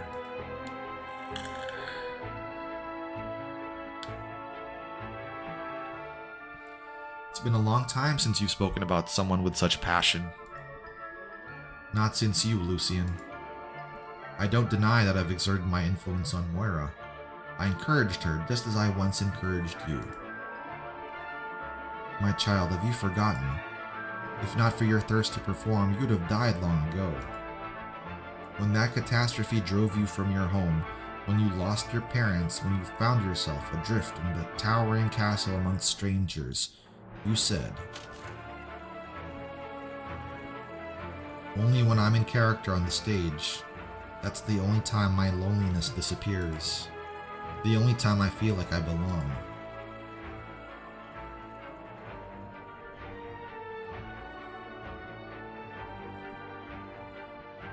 You clung to that feeling and it kept you alive. You and Moira, you're both natural-born actors. You both create sorrow and joy from nothing. No one can ignore your brilliance. And for both of you, my two children, death shall be your teacher. Do you still remember when you hit that wall in your development? When you could not draw inspiration from anything and were unable to power your performance? That was when you thrust that originium into your throat without hesitation. Then you felt the grip of death, of your inescapable fate. It gave you fear, jealousy, sorrow, anger, shame, and greed. Emotions once foreign to you.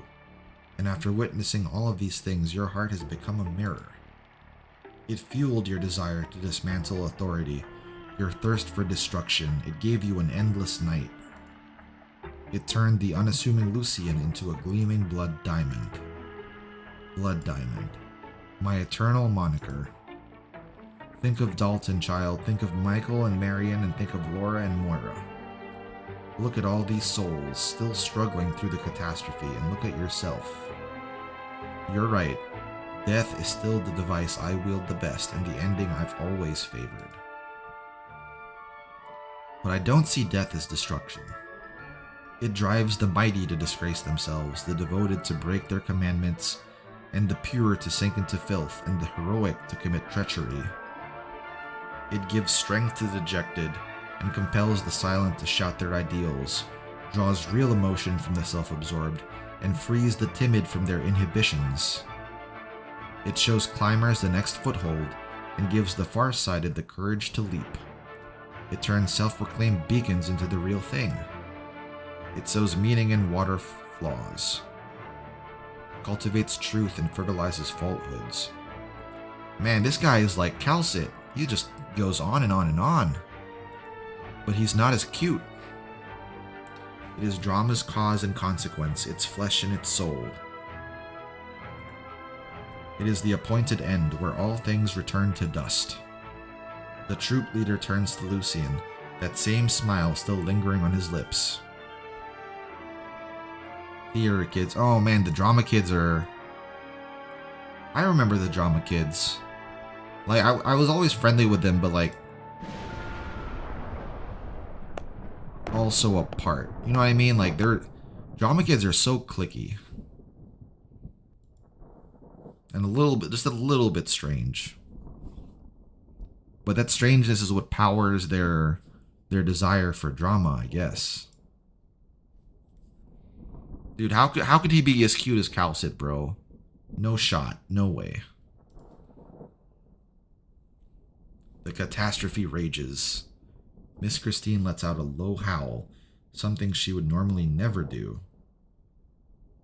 Their newly acquainted companions scatter in panic, crying out for help. As the troop leader said, death is unfolding. You say death is our chance to reunite. I completely agree. So I won't waste this opportunity. If I may, I'd like to share a few thoughts of my own now that you've finished your analysis. After all, both you and I know this routine by heart. The storm snaps off part of the scaffold, but he does not even flinch. Oh, he took his hat off. Damn! Lucian's aura farming now. All this time, ever since you reappeared, you haven't even mentioned the many times I've betrayed you. Why? Because that is unimportant. Because you are still you, child. Getting lost in madness, then returning to clarity. leaving only to later return. After all the trials and tribulations, a hard-won reunion is all the more precious. In the end, time can forgive all grievances. Is that so? I used to think the Crimson Troop was your quill, your canvas, and your trap. I thought that in this chaotic world, your audience sought solace in your performances. I thought that you were omnipresent and that no one could escape your grasp. Which is why the plan that I, Shalem, and the playwright came up with failed. Back then I was young, naive, and full of pride. We believed we had seen the truth for what it really was. But our carefully planned escape turned out to be just another act in your grand play. In the end, Shalem fled from you in fear while I came to you. You returned to my side. That was the moment when you decided to learn all of my techniques. You resolved to learn everything you could about the troop, then use that information to destroy it. Your plan was to use death to stop death, and to use destruction to stop destruction. White Flower, Blade Dance, Shadow. The teachers you once learned from all died by your hands. As did I. I remember my voice, wild and cracking with rage, and the sudden warmth that surged from your chest the moment the blade went in. I thought I destroyed the Crimson Troop for good. And despite all that, I still failed. You didn't die, because death is ever present and drama is eternal. Eternal, yes, but after that, I devoted even more time to studying all your greatest works, including myself. I wore down your eternity, as any slow-witted disciple might. And at last I've arrived once more, stepping into your proud creation, a theater of death and of tragedy. Now at last, the catastrophe has finished setting our final stage. Troop leader, my dear teacher, or perhaps I should call you Tragodia. I am going to destroy everything that is yours. Lucian unfastens the inhibitor at his throat. The exposed original crystals gleam, as if already rejoicing. He offers the troop leader a deep bow. Aura. It looks cool as hell there, man.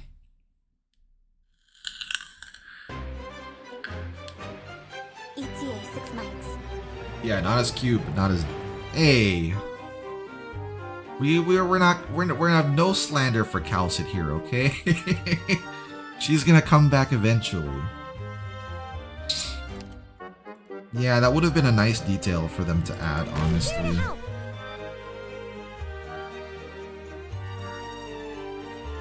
Spineless scumbags. I'll remember to dial it back. At your call. Come on! Bring it on! Never underestimate the enemy.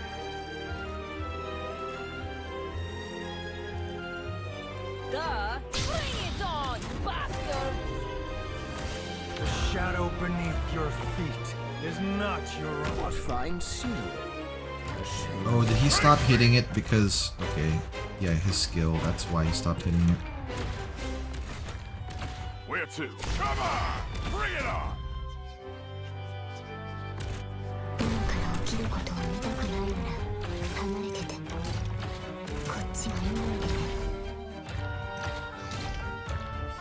Here.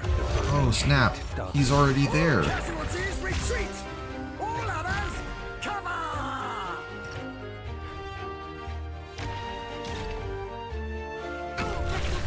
I need to use Gummy to keep him alive. Push forward, Commander! Guys!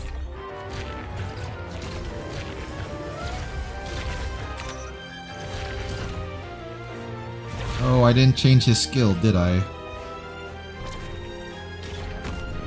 Maybe Miss Christine can damn. I'm heading in for power and glory!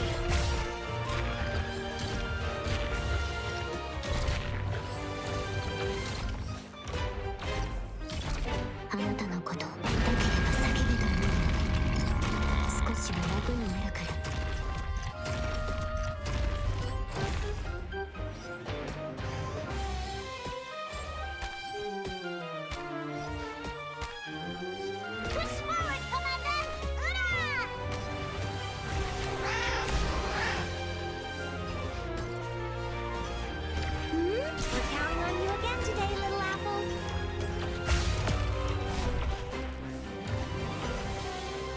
Anyone hungry? No soldier may cower in the field. Yeah, I should have used the second skill. Hate doth speak your minds. I'm heading in. What are you scared of? Oh, but I'm probably supposed to light him up though. Don't rush me. Yeah, let's see what happens when he's lit up. Stretch before I squeeze down this hole.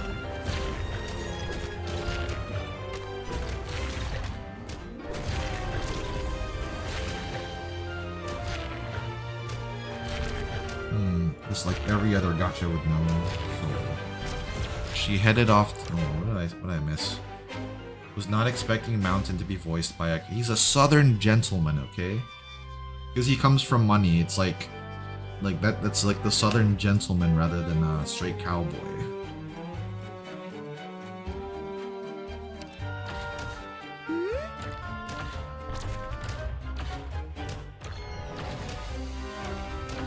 He really killed Miss Christine, though. Ooh, gather around me, guys. Here's something yummy for you.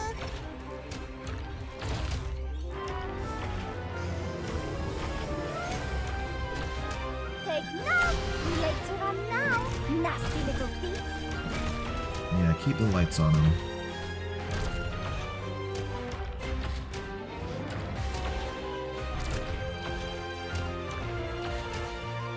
The apron. Listen. Or Masses Travels right now is not up to the writers did change though. Compared to the earlier stuff.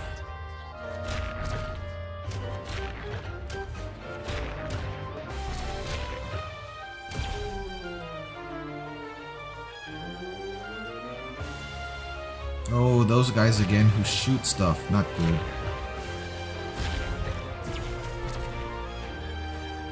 Where to?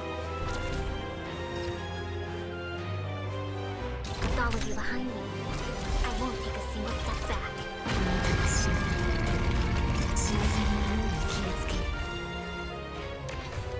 He's not going to be flying now, is he? We're counting on you again today, little apple. Drawing the bead on the target.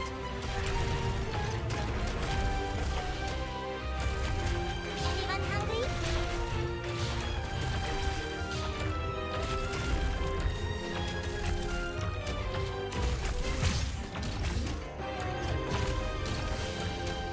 Anyone hungry?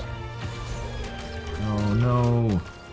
That's your son. I say this once. The burning hate doth speak your minds. You're the raw rice was my specialty.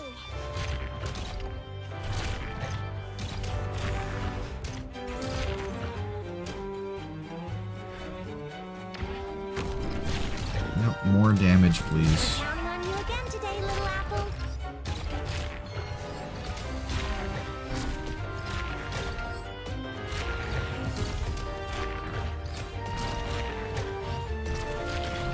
Rice was my specialty.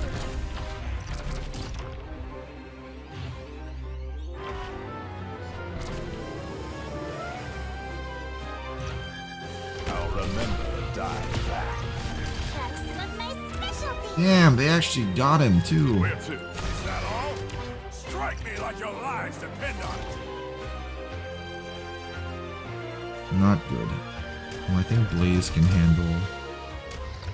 Oh, he's randomly shooting my guys. Take no time. I'm gonna snap a locust on your head.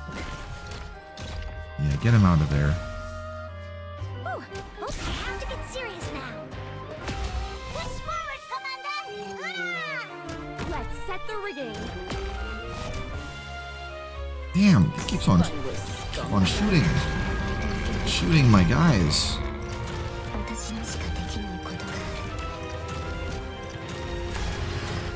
Don't worry. Yeah, I think so too. That's just a side effect.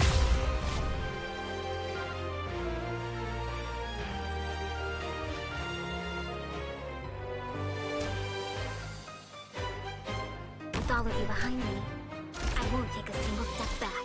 For power and glory! Anyone hungry? Roger, Loco. Be advised. Target eliminated. Is he dead? Okay. Try some of my specialty. Duh, it's me.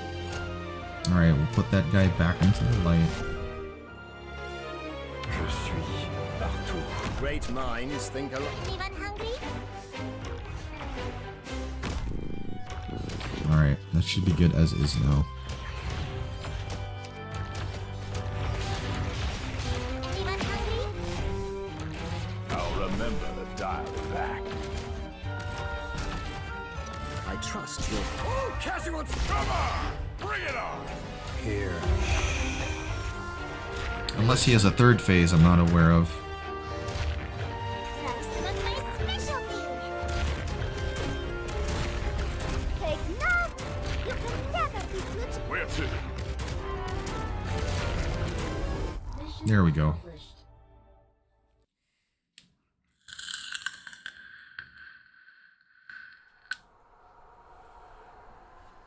Hey Zig, welcome.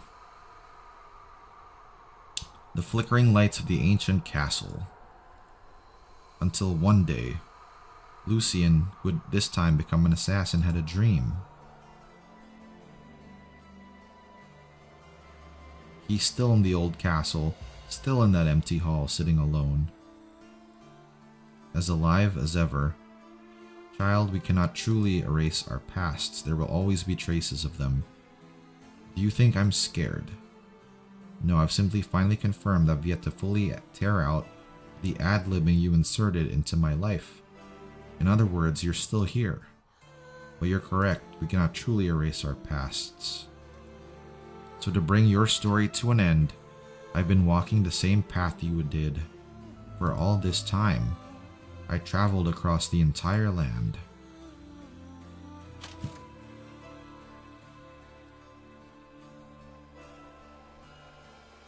Halai was once a Gaulish border city.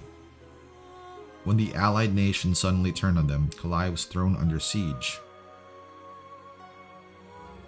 Yet thanks to its powerful cannons and the general known as the Imperial Standard Bearer. Who is that, bro? So a famous general that's actually named? Until the unthinkable happened. The general's most trusted lieutenant opened the gates, a clear act of betrayal. The Emperor of Gaul had given up on Kalai by then, as its fate was sealed. The Imperial Standard Bearer had refused to surrender out of honor, and the trusted lieutenant believed he ought to stand by his general. But he knew that holding the line would lead to only more bloodshed. Perhaps that battle-worn soldier simply realized that although there was no perfect choice, there was a way that would allow him to atone for his sins. He persuaded the general, who had long since become exhausted, to take a 10-minute break. Before the allied forces could enter the city, he drove his sword through his own heart. But that is ancient history now, Lucian. So ancient that many of the details have been lost to the river of time. Victoria, Lasagna. I spent months traveling between more than a dozen cities across different nations, until at last I found an aging vanguard on the brink of death. The guard had seen the towering flames of Kalai with his own eyes. He had found a badge in the traitor's corpse. Two faces turned away from each other, one smiling, the other weeping. We all know what that symbolizes, dear teacher.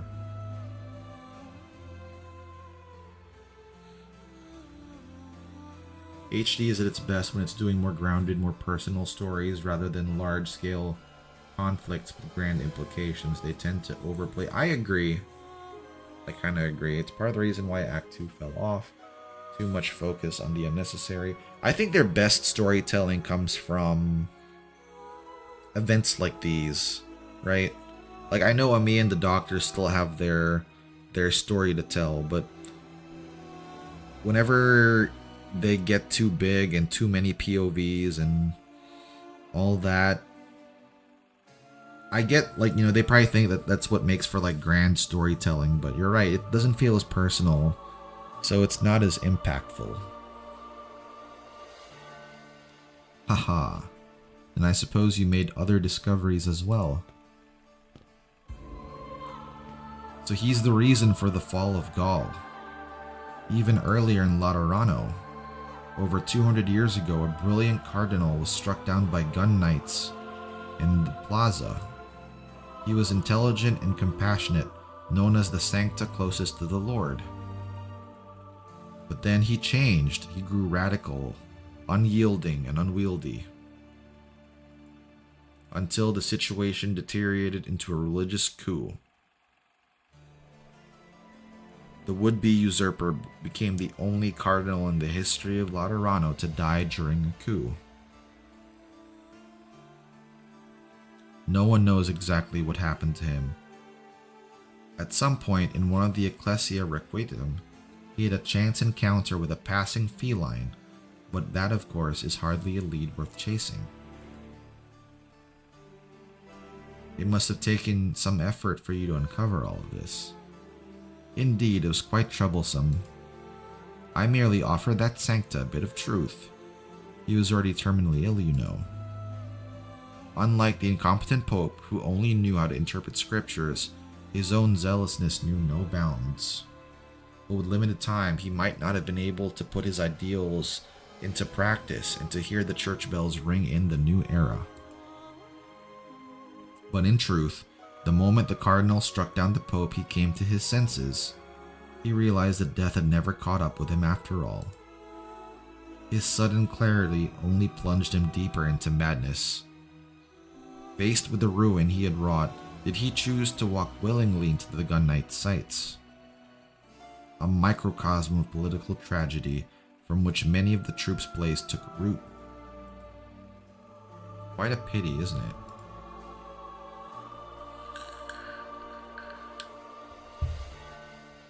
Yeah, because, like, this is a small event, but it has grand implications, right? Because this troop leader is, like, he's larger than life. Iberia. It was during the glorious Golden Age. The lighthouses lit up an approaching ship, only to discover it carried nothing but whispering winds from the ocean depths. Ticket stubs stamped with the image of the twin faces were scattered across the deck. The lost sailors sing, incite a young fowl to pick the fruit of pain. Oh, where are we now? Amidst the spires of lasagna, ancient arts recorded the nobles' laments and the desperate cries.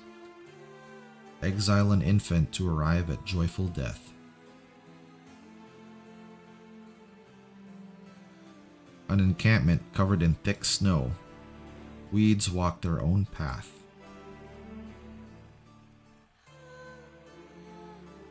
The city in the depths of the sands.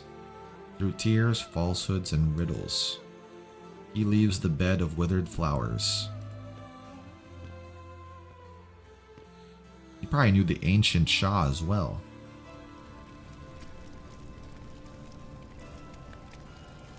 You are everywhere. I followed the path you once walked. I crossed the lands, encountering all manner of people and unearthing all manner of secrets, until at last, buried in ancient tomes and tangled rumors, I uncovered your name. Tragodia. However, the legendary Tragodia is a god beloved by the people. He wears a crown of grapevines. He is both intoxicated and intoxicating. He bestows joy and grace. But the true god of wine is a deceitful caster, a performer, an ascetic, a schemer, and a firebrand, a phantom, a long-lived defies definition. Your perseverance astonishes me, child, even more so than the painstaking devotion you once showed. And yet, when you look back at the path I've taken, shouldn't that be enough to affirm the purpose I've been chasing? As human affairs fade into obscurity, I found and built what I came to see as the ultimate vessel for beauty, the theater. I've lived long enough to see the very concept of theater become obsolete. At last, after tasting both joy and sorrow, I came to understand the precise conditions under which the most fervent emotions bloom. I founded the troupe, through which I've taught this knowledge to you. Oh, really? That contradicts what I've learned from my research. Hasn't death always walked by your side? That grand theory of yours about death and destruction was never the result of hard-won insight. You simply believed in it and saw beauty in it, and so did the theater. Let's set aside for the moment the brilliance or depravity of human nature, and turn to some more fundamental questions. From Laterano to Gaul, from Iberia to Sargon, from the old castle to this catastrophe-stricken land, you've directed so many performances. So why have you allowed them to be lost to history? You don't want them to be remembered? You exalt the irrational and the unpredictable, so why must every story have the same ending? Ruin. Well, what do you think the answer is? Tell me. Because it makes everything and everyone unverifiable. Because it grants you authority, lets you justify yourself, and turn your so-called beauty into the only possible resolution?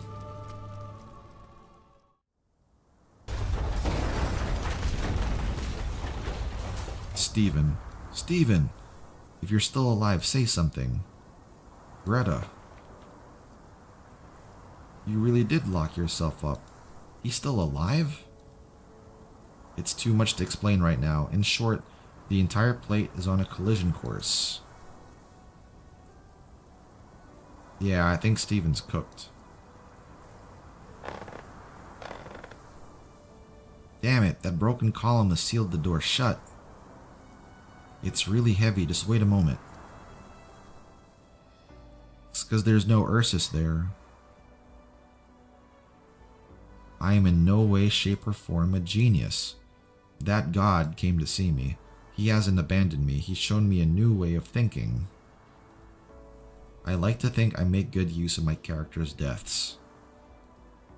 Laura from 5 years ago, and now Dalton, Shelley, Michael, and Marion. Those fragments are like autumn leaves, crimson as blood.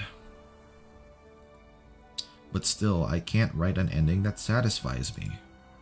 If death and destruction are the way of the god of theater, if they're the skills a true genius of the stage must master, well, I mean, I've never been able to learn them. I'm just a hack.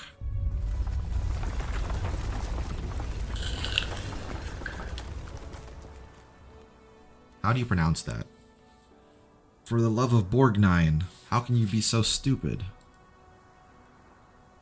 Steven, the script auctions are anonymous, you know that, right? Dalton, Abner, everyone in the crew has been shaped by what happened 5 years ago. I brought them together on purpose, but you were the one exception. When I approved the outline for the script, I had no idea it was written by you. I simply felt from the bottom of my heart that the story of Lady DuPont, a woman trapped by her brother's lies and need for control and tormented by the desires of 3 so-called suitors, was worth my vote. I knew she'd be a great protagonist for an amazing story, whether she lived or died. I have never doubted my own vision. Hey, say something. What are you getting all melodramatic for while I'm out here hauling rocks? So it turns out I just don't agree with... What are you saying? Ah, Saget. So it turns out I just don't agree with the god's methods. There we are, I did it. This place is about to collapse, I'll help you, come on. Yeah, just haul him out of there. Oh, I wonder if they're gonna see Lucian and Tragodia, though. Wait, Miss Stone. What now? There is a wall, only half of it still standing. It is the giant promotional mural Tippy had painted. The death of Lady DuPont.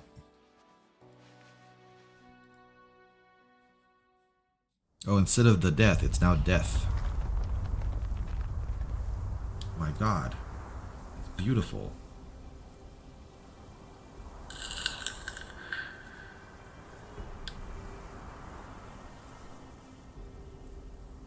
Alright, that's enough of that. Let's get back to the power deck. Hey Melanie, where are you going? Abner, you of all people never really believed this leading lady could make a comeback, did you? You don't even think we'll finish filming it. Honestly, I feel the same. We don't have the ending yet, and the whole plate's about to collapse. That doesn't mean you have to die for it, does it?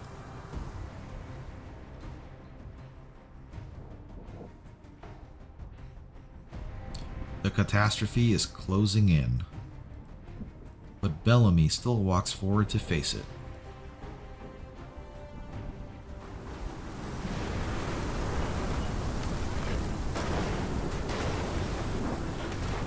Who said I have a death wish? Who says Lady DuPont has a death wish? Who says Lady DuPont is meant to die under her brother's oppression, felled by the swords of the three Rockefellers at the hands of those onlookers? Must death be a symbol? She should instead, on a night no one could have foreseen, walk straight into a storm just as wild and chaotic as this one, leaving that prison of a castle behind. She shall not perish, because this storm is the chariot that will lead her to freedom. You must have realized, Abner, that on my journey I've always regarded Marianne as my imaginary enemy, yes? Yeah? But I know I'll never catch up to her. She was a true genius, born to inhabit any role she was given. Even fate itself seemed to orchestrate one final catastrophe. And I'm nobody special, an ordinary woman from a small town. That's why I care so much about seniority status and etiquette. This land is quite cruel to ordinary people, Abner. Marianne's retirement gave me the chance to step in, but it took only a single slip-up for me to lose everything. My acting skills have fallen off a cliff. My reputation is a shambles. It's ridiculous. I've never wanted to admit this, but it's true. If Marianne hadn't retired, I'd never have caught up to her. And right this very moment, this catastrophe is destroying the entire plate. But couldn't you also say fate is smiling upon me? At least I finally have the courage. At least I finally mustered the courage to take this first leap. Come to me, Lady DuPont. Pretty sure Abner's filming though, right? What are you still doing here, Abner? Check your camera. What do you mean? What if I'd gotten swept away from the storm? The last thing I want is to belittle your work. You know, Abner, I've always thought you were dumb. Damn. Hey, what would you know? That footage you accidentally recorded back then at least stands as irrefutable evidence, ensuring that a girl named Laura wouldn't vanish from this land without a trace. Although I couldn't say if that's enough meaning for it to meet your exacting standards. I am an idiot. This dream-making machine was only made in the first place because people wanted more eyes to see the land with. How long can you hold on, Bellamy? I hope I don't break this thing. Let's finish filming. I guess they'll just ad-lib at that point. Can you see them? Nothing ever truly comes from nothing, not even the most wondrous of art. And it is never death that suddenly awakens the lost or steals the mind. They always had it in them. So answer my question, Tragodia. Are you attempting to remind me that death would simply end this story? This performance? That there would be nary a trace left after the curtains fall? That I will have, objectively speaking, escaped any and all scrutiny and criticism of my work? That I am a thin-skinned artist? You really did find an interesting angle, Lucian. Perhaps what you say is right, but how are you going to change the ending? That child, Tippy, really did adjust the path of the mobile plate, using only techniques she picked up from watching film reels. but the shift in its trajectory was insufficient. Nearly half the plate remains in a collision course. Lucian, you faced a catastrophe when you were young. You should know that one of that scale will destroy everything. Lucian gently strokes the crystal on his throat. I haven't sung since releasing the inhibitor.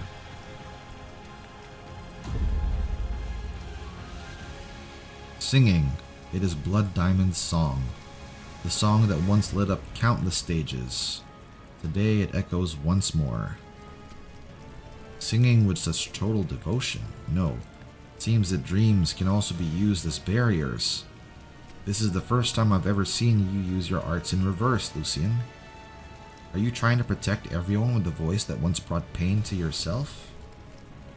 Are you trying to face this catastrophe alone? Alone? No, you're here with me. Hold your scepter steady, Tragodia. From the moment I rose from that river and walked back to your side, from the moment I returned to the troop and stood before you once again, I have only ever had one motivation. At the climax of every tragedy, there is always a fierce, cathartic battle. Let us finish this drama where the student kills the teacher.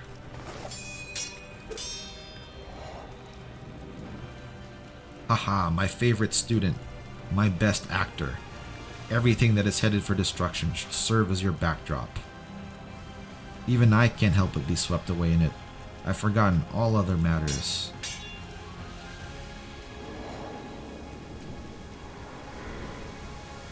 Oh, and he has shadow clones now too.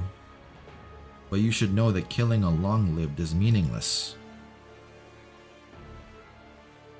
You just told me that I found an interesting angle, but it's not interesting, far from it.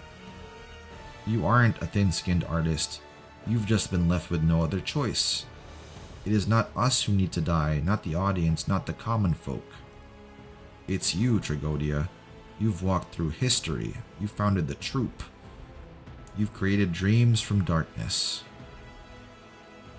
You taught us to feel pain, to learn evil. You built the story and drew in the audience. You've chosen a million Lucians with which to bring about death. You exhausted its form. Because it is all so far away from you. So far away. Long-lived death is the one shore you will never reach. Director, death is the one performance you can never take part in. Death is the one art you will never embody. All your aesthetics, your insights. It's done nothing for you in the end. I once thought this brought you joy, but your sorrow has already outweighed your sense of accomplishment. If you yourself are the theater, then your very existence is a paradox. The ending is nigh, isn't it? Do you feel resentful or helpless?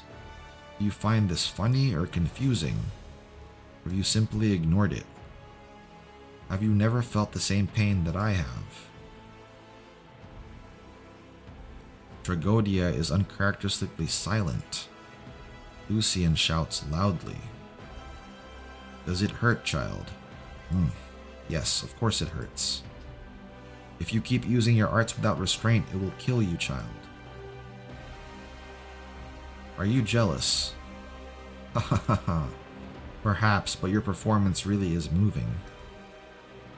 Lucian responds to Tragodia with greater fervor.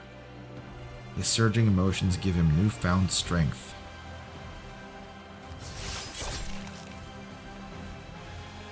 Pain is my blade. You.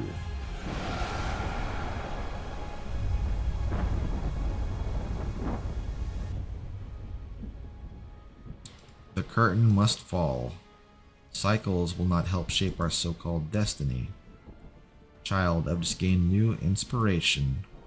This story deserves to be continued.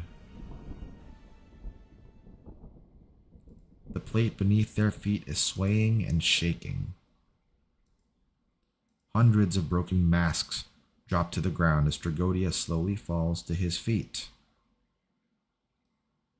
Lucian is sure he has pierced Tragodia's heart. However, he also notices a change in himself. He had an entire outfit change. These clothes, this scepter, and this crown. Have you given me a new ad-libbing? The silver-white hem of his robe flutters in the wind. It is flamboyant and exquisite, as if it has been tailored just for him. This is the catastrophe's gift to him. The theme of this murder was clearly betrayal, yet at the last moment, it became a passing of... So is he long-lived now too? The fallen Tragodia has disappeared. Where he once lay, there is only blood in his mask. This is the path he was meant to walk.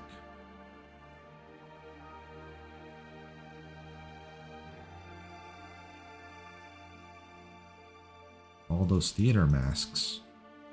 He hears Tragodia's voice. Lucian, you are the finest actor in the land. You have honed your craft well, and you use your powers of reason to grasp hold of the mask of emotions. You know well my origin, so it should be clear to you have not ended me by nearly killing me. You shouldn't pin your hopes on a scene that was once performed in an ancient castle. Or is it that you were certain I would think this way, make this choice? Aha, it's all so interesting. Maybe you were right. Death is the one shore I will never reach.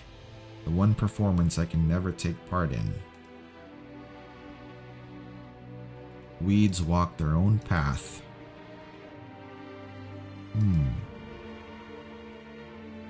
So what exactly happened to him? Did he combine his spirit with Lucian? Death or destruction is the greatest gift you could ever give your teacher. But have you considered that what you now reject, and what I've left behind, is one of theater's only countless possibilities? And therefore that what you've just killed was but one of my thousands of existences. Go on. Life rushes by, but the theater endures. The theater will never perish. I will always stand at the pinnacle of everything. The theater cannot be killed, I can only redefine it. Replace one theater with another. I can become the new one, the new you? If that is the only possible fate for the two of us, then I accept it. You see, Lucian, once again we've entered into a tacit agreement. Continue forward. You shall wear the crown of performance. This process will only add to your pain, but you must accept it. You shall walk from here with both my blessing and my curse. I have fulfilled the promise I made to you when we first met. I will never be an obstacle to you or an obstacle to theater. This is my final gift to you. How much further can you walk? Tragodia.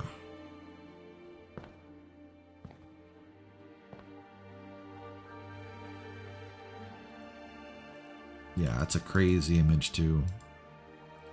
He loves this desolate scene. Then the new Tragodia sings his song. Good boxers never show all their tricks unless needed. Operations are the So, same, Doctor. Is he like Kashi then? Because we know there's different types of long-lived, right? There's like the unicorn one, where it's just one of them it seems like, but they're almost omnipresent. Or Kashi, where he has multiple bodies. That's kind of what Tragodia was implying there towards the end. He has like multiple bodies or whatever. Or did he possess Lucian like Kashi possessed old girl, but he's letting his psyche merge with Lucian's? Or is it just sinking into the background?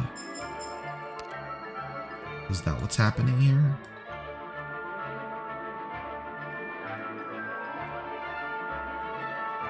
Alright, I guess we just gotta wait till the AD stages come out now. Yeah, the codename is Tragodia now.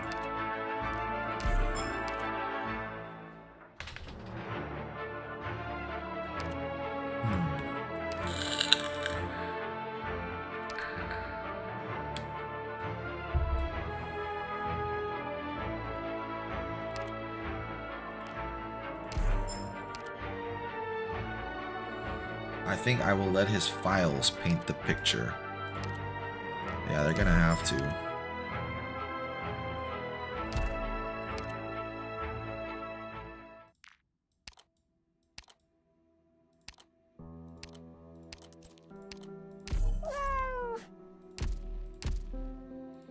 Let's see, where'd you go, Lucian?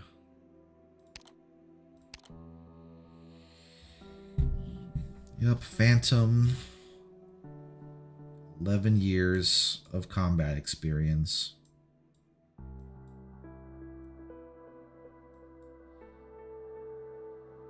Yeah, I think this is where we stopped.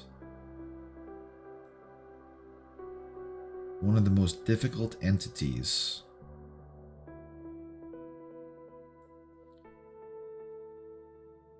Yeah, the Phantom and Noel, because I guess they're kindred spirits. This is where we stopped reading the last time.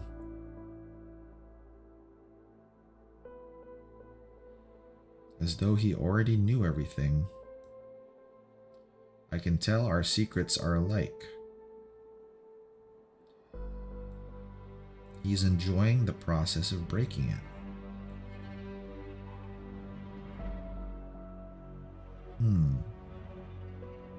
It's improved one bit. Phantom's previous doctor was Ansel. But Dr. Warfarin took over. I'm sure you know better than I do what strange changes have come over me. Their danger has been nullified. You could call it a medical miracle, but the secrets of life and death are not my concern right now. At least not from a scientific perspective. To get straight to the point, I've been granted more time. Am I glad? No, I don't see time as a gift. I want to head to another stage. It's better for everyone on the ship. The doctor has sealed the reports on the Rankwood incident, and you've increased the access level, but I can sense some operators harbor doubts about me. I cannot guarantee that no one will be dragged into it. Drama is a human construct. I don't want what I do to be self-entertainment. My drama is a failure if it is nothing more than self-gratification.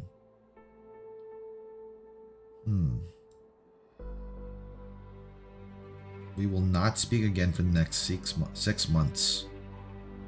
I will leave this place for now.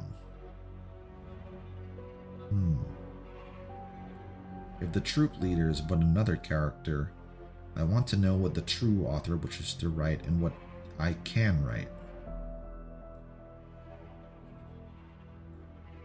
The items arrived in the archive department.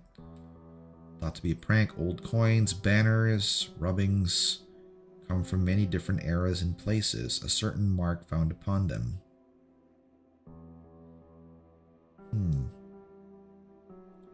Tomes depict the legends of Frigodia from across Terra. In some, he's the god of harvests, love and joy. In others, a deranged hedonist who created drama in the arts. More recent volumes call him the deceitful ghost. And the identity. It's hard to imagine how much time he spent studying.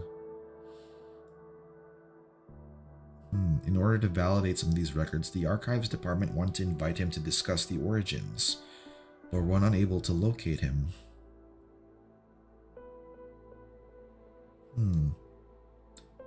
If you ask me how the processor would view the relationship, whether he has inherited an identity that cannot be explained, or whether he has yet to escape his nightmare, I'd answer from a different angle. Whatever his present identity is, he is no longer struggling with pain.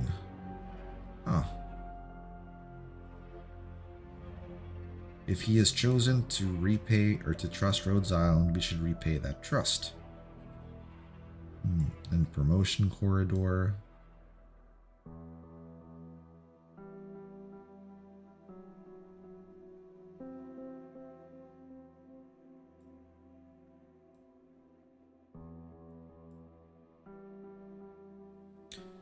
Some advice, friend. Abandon logic and reason and forget mundane definitions. Do not expect this note from nowhere to answer all your questions about Lucian, just as I cannot explain to you in words all the interpretations of works. You recognized me, didn't you? I do not simply exist within his identity or pseudonym, this two-person play, that is, as long as fate has made me a part of him. It was not my original intention, but a pleasant surprise that he has brought me. Be happy and let yourself sink into his story. So he's combined with him. You stepped away, what's going on?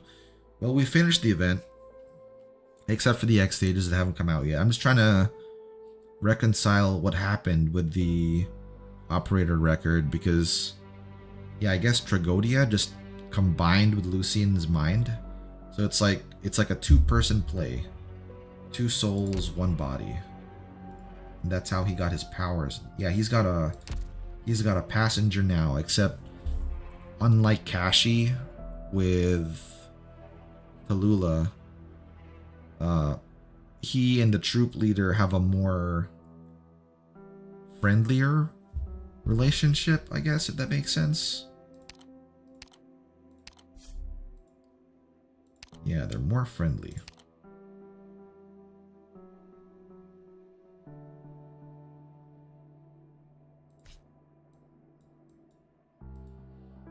Damn. Yeah, it's gonna be expensive to level him up more.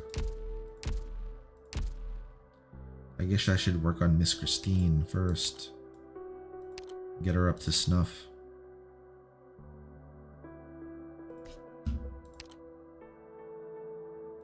Products received.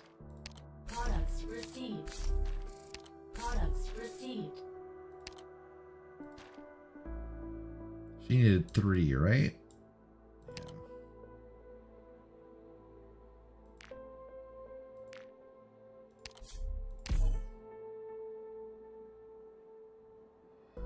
Products received.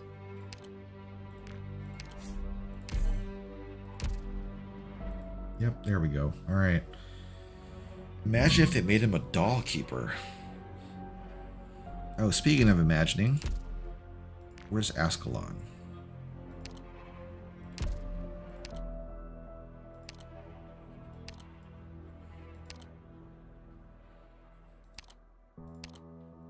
It increases her dodge chance.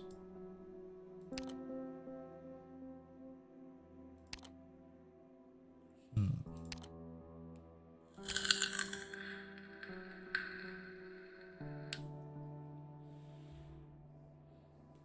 10% HP.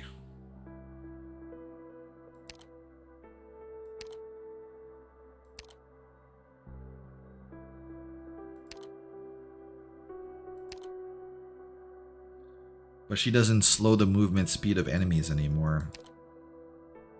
That might be for the better, actually.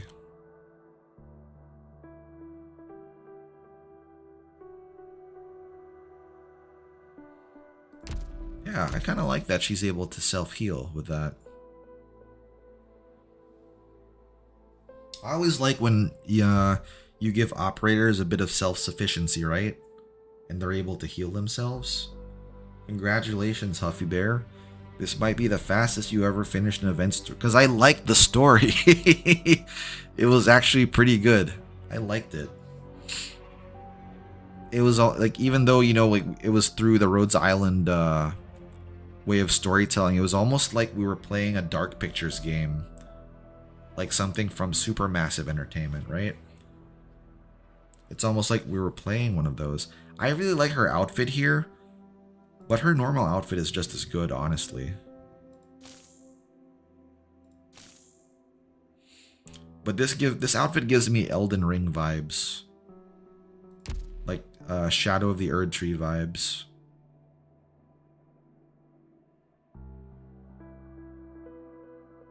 I didn't even max out this other module though.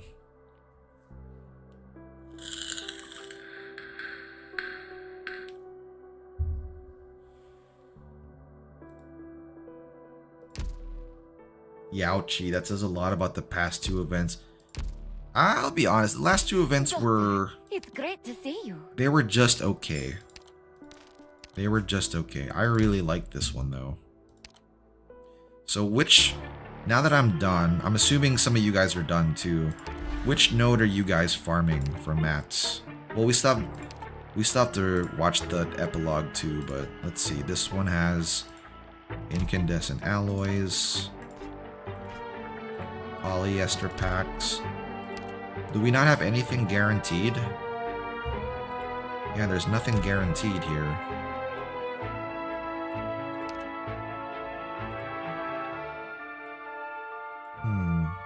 Alright, well, let's go on. Red devices easily. I think it's going to be it for me, too, because I'm running low on those.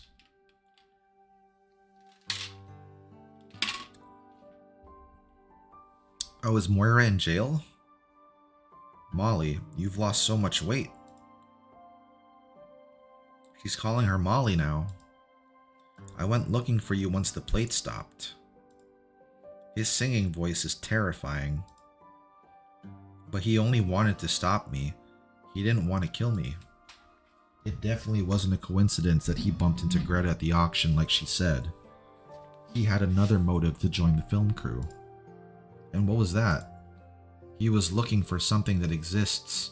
Something that's always with us even though we know nothing about it. Okay, I knew he was a mysterious dude, but now I'm even more confused. But forget about him.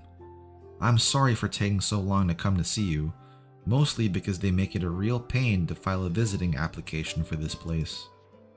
I know, Tippy, but I used you and caused others to misunderstand you. Lucien was right. I was ignoring the truth in my hands. In my final moments of madness, I didn't even think of you. Listen to me, Molly. No matter what you went through, no matter what your goal, you hurt the people who were by your side practically 24/7. You're a criminal and I won't ever forgive you for that. But that doesn't mean I can't also miss the times we would crash in the sofa. Just the two of us. Wasn't that fun? Wasn't that like real? Yeah.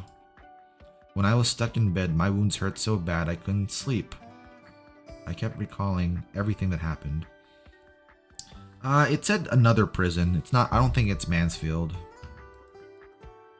A whole night would pass, but only my pain was real. Honestly, it doesn't matter how absurd a story gets. It's not like I ever had a choice. If only I'd focused more on the movies we were watching instead of thinking about the truth I thought was real. I'm sorry, Tippy. If I'd met you earlier, maybe you wouldn't have even needed Laura. The final day of your trial is in 2 days, right? I talked to a few lawyers and it seems like... Don't let my ending bother you. The warden's nice here. He let me stay in the prison's logistics department during the last few days to make stuff the prisoners can use. I'm not living like I was before, merely waiting in vain for the finale. Good, good. You're almost out of visiting time, so let's talk about happier stuff. What happened to the movie we all shot together? They left it vague, so I don't know if she's gonna get a life sentence or if they're gonna do an execution. Everyone's here already. Nervous, Steven? A bit. Relax. We shot that ridiculous finale and then went to editing, color grading, and music production. Everyone did their best. I'm glad we agreed on the title change, Steven. I should be thanking you again for your final performance. Otherwise, deleting those 3 words would have been nothing but pretentious navel-gazing. Lady DuPont is by no means as attention-grabbing as the death of Lady DuPont, but let Greta worry about marketing. Right, I'll handle it. I'll get Lady DuPont into theaters. Then visit a police station to do what I have to do. Pinch me. I'm not seeing things, am I? Pinch you? Just snap your shutter already. How did the niche AGFF attach such a distinguished guest? Oh, is Marianne here? How many years has it been since Marianne Blake showed up in rank? Yep, Marianne's here. Grandma Jera! It's been a while, Tip. What? Judging by your outfit, let me guess what your role in this was. Script supervisor? Furniture city warrior? Background painter, of course. I've been in this crew for half a year. The plate crew got totally wrecked by the catastrophe. They don't look like they're related, though. So maybe it's like an adopted type thing. Haha, I see you finally figured out what you want to do. I told you before, didn't I? I love movies. And now I finally found out what my favorite part is. So you don't plan on going back? Think you can keep shielding me from the old man?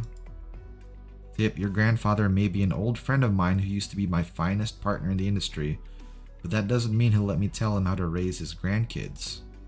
Just tell him this is the next time you have tea with him. Ahem. We're all retired, aren't we, old chap? Why waste our time worrying about the little things? I know Tip didn't use any of your contacts, nor did she follow your plan to become a historical film director, but isn't she living it up? Who knows? Half the backdrops in town might be spray painted by your granddaughter one day. Alright, I recorded all that. I'll play it for him the next time we meet. Aw, Grandma Jera. Fine, but I might not have the time to see your grandpa the next time I'm in Colombia. Oh yeah, didn't you go all the way to Rim Billiton for some fresh air? Did you come back for Rhinelab stuff? That's too many questions, Tip. Once the screening's done, I have to head over to Max DC to see the Vice President. So at least let me have a chat with an old friend, will you?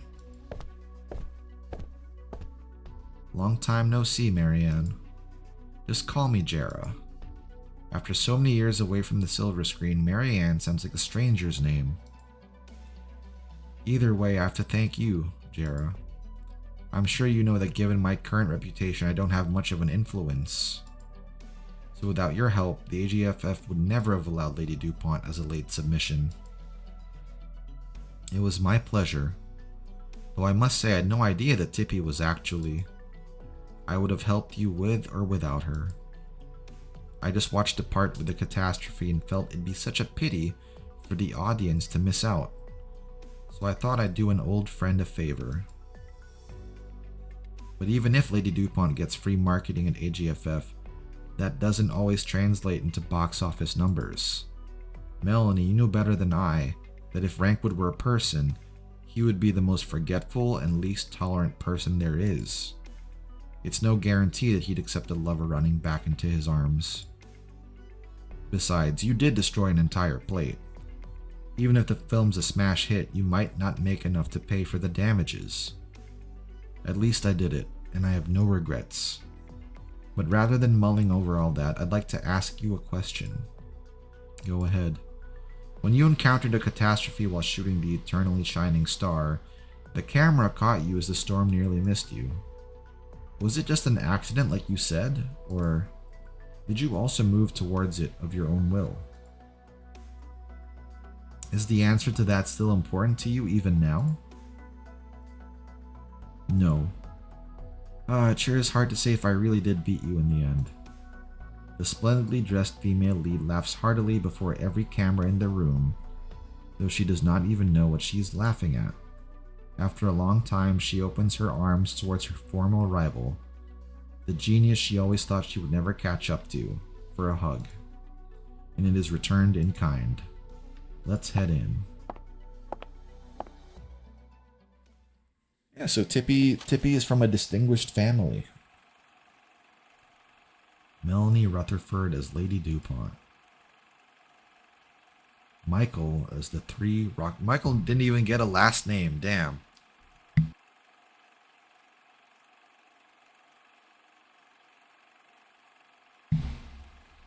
Dalton as Sir DuPont. Lucian as the messenger.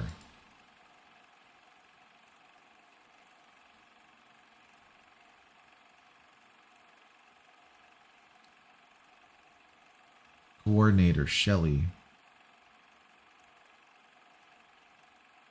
Oh, they still listed Moira's name.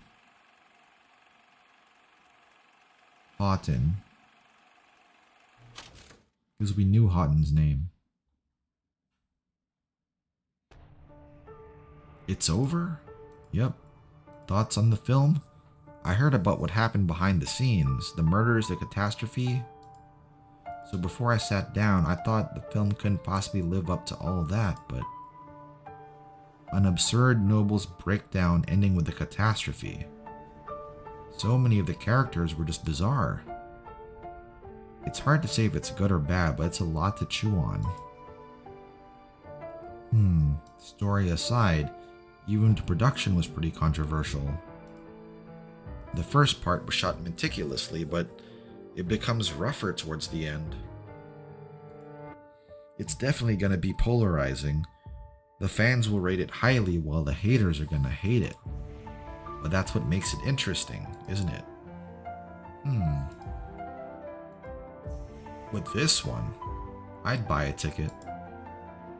Let's see what the director and cast have to say. I heard that unlucky looking gal at the front worked on it too. That means Houghton's there? Aww. I finally landed a spot as their last stagehand, but that happened when I arrived on set. This poor girl.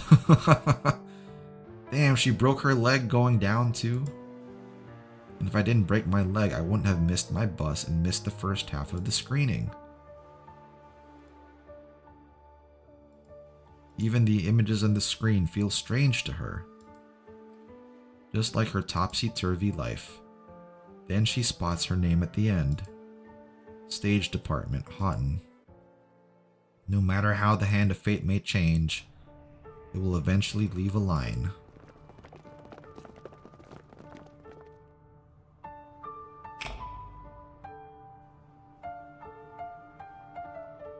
The playwright's still here? I thought the playwright was dead.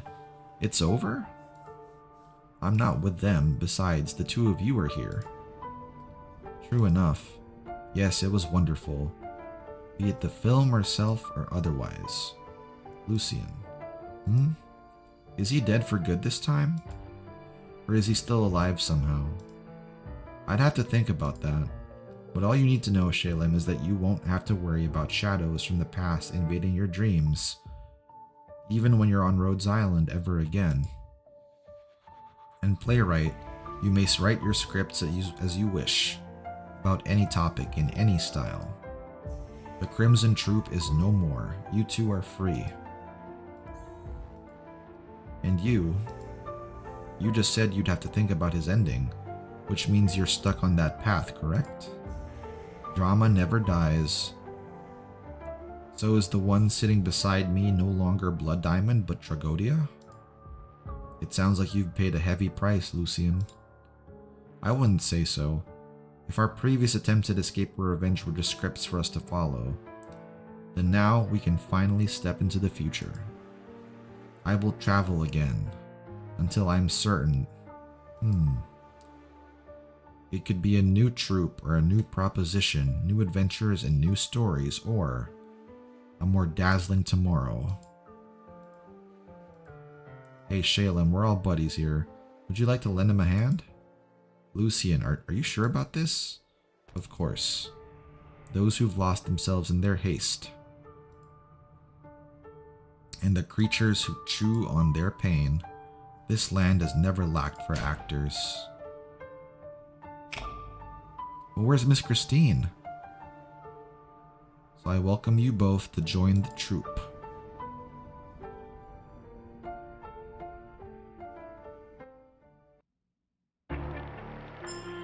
It would have been nice though, like I know like we know that Rhodes Island has their own experiences with them, as we can see from the the archive files on Tragodia. But it would have been nice to see some like, back at Rhodes Island, or what I guess Rhodes Island is messed up, but the new Rhodes Island, right? We could have seen, I don't know, Lucian encountering, or maybe some staff members hanging out with Miss Christine. I don't know, right? Allerdale Wen? Yeah, I would like to see more of her too. Alright, now it's just gonna be a lot of farming, I guess, guys. Where's Wiener? Oh, wait a minute. Tippy wasn't there originally, right?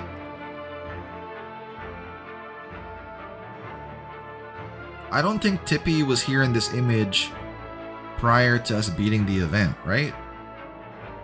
Because she's here now. Holding a mask.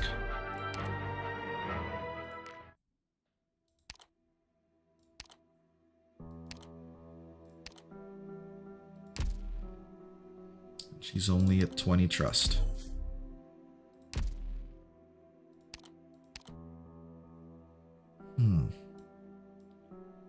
She didn't get infected, so that's good.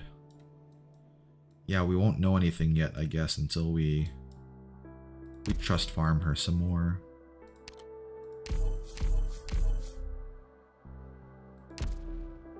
Chen got to show up everywhere after Act 1. Yeah, I guess, well, Chen also had, like, how many events did she have after herself? She had, like, 1? Our girl Vina here, she had her own story arc, and she even managed to take over an entire main story. So I don't know. I guess you can't really say the developers don't like her.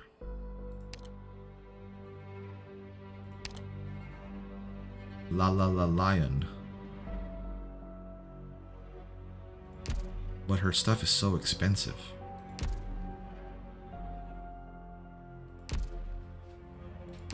Doctor, it's great to see you. Alright guys, I think that's going to be it for now then.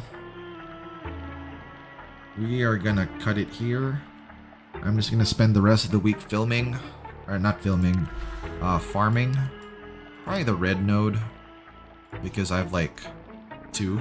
I only have 2 of those left. So yeah. Alright guys. Have a good night. A good morning. Whichever it is. And I'll catch you later. Now it's time for me to do some laundry. Take care, guys. Let me know what you guys think of the event, by the way, whether in comment or in Discord, because I know you guys are playing through this too. Alright, guys. I'll see ya. Huffy Bear out.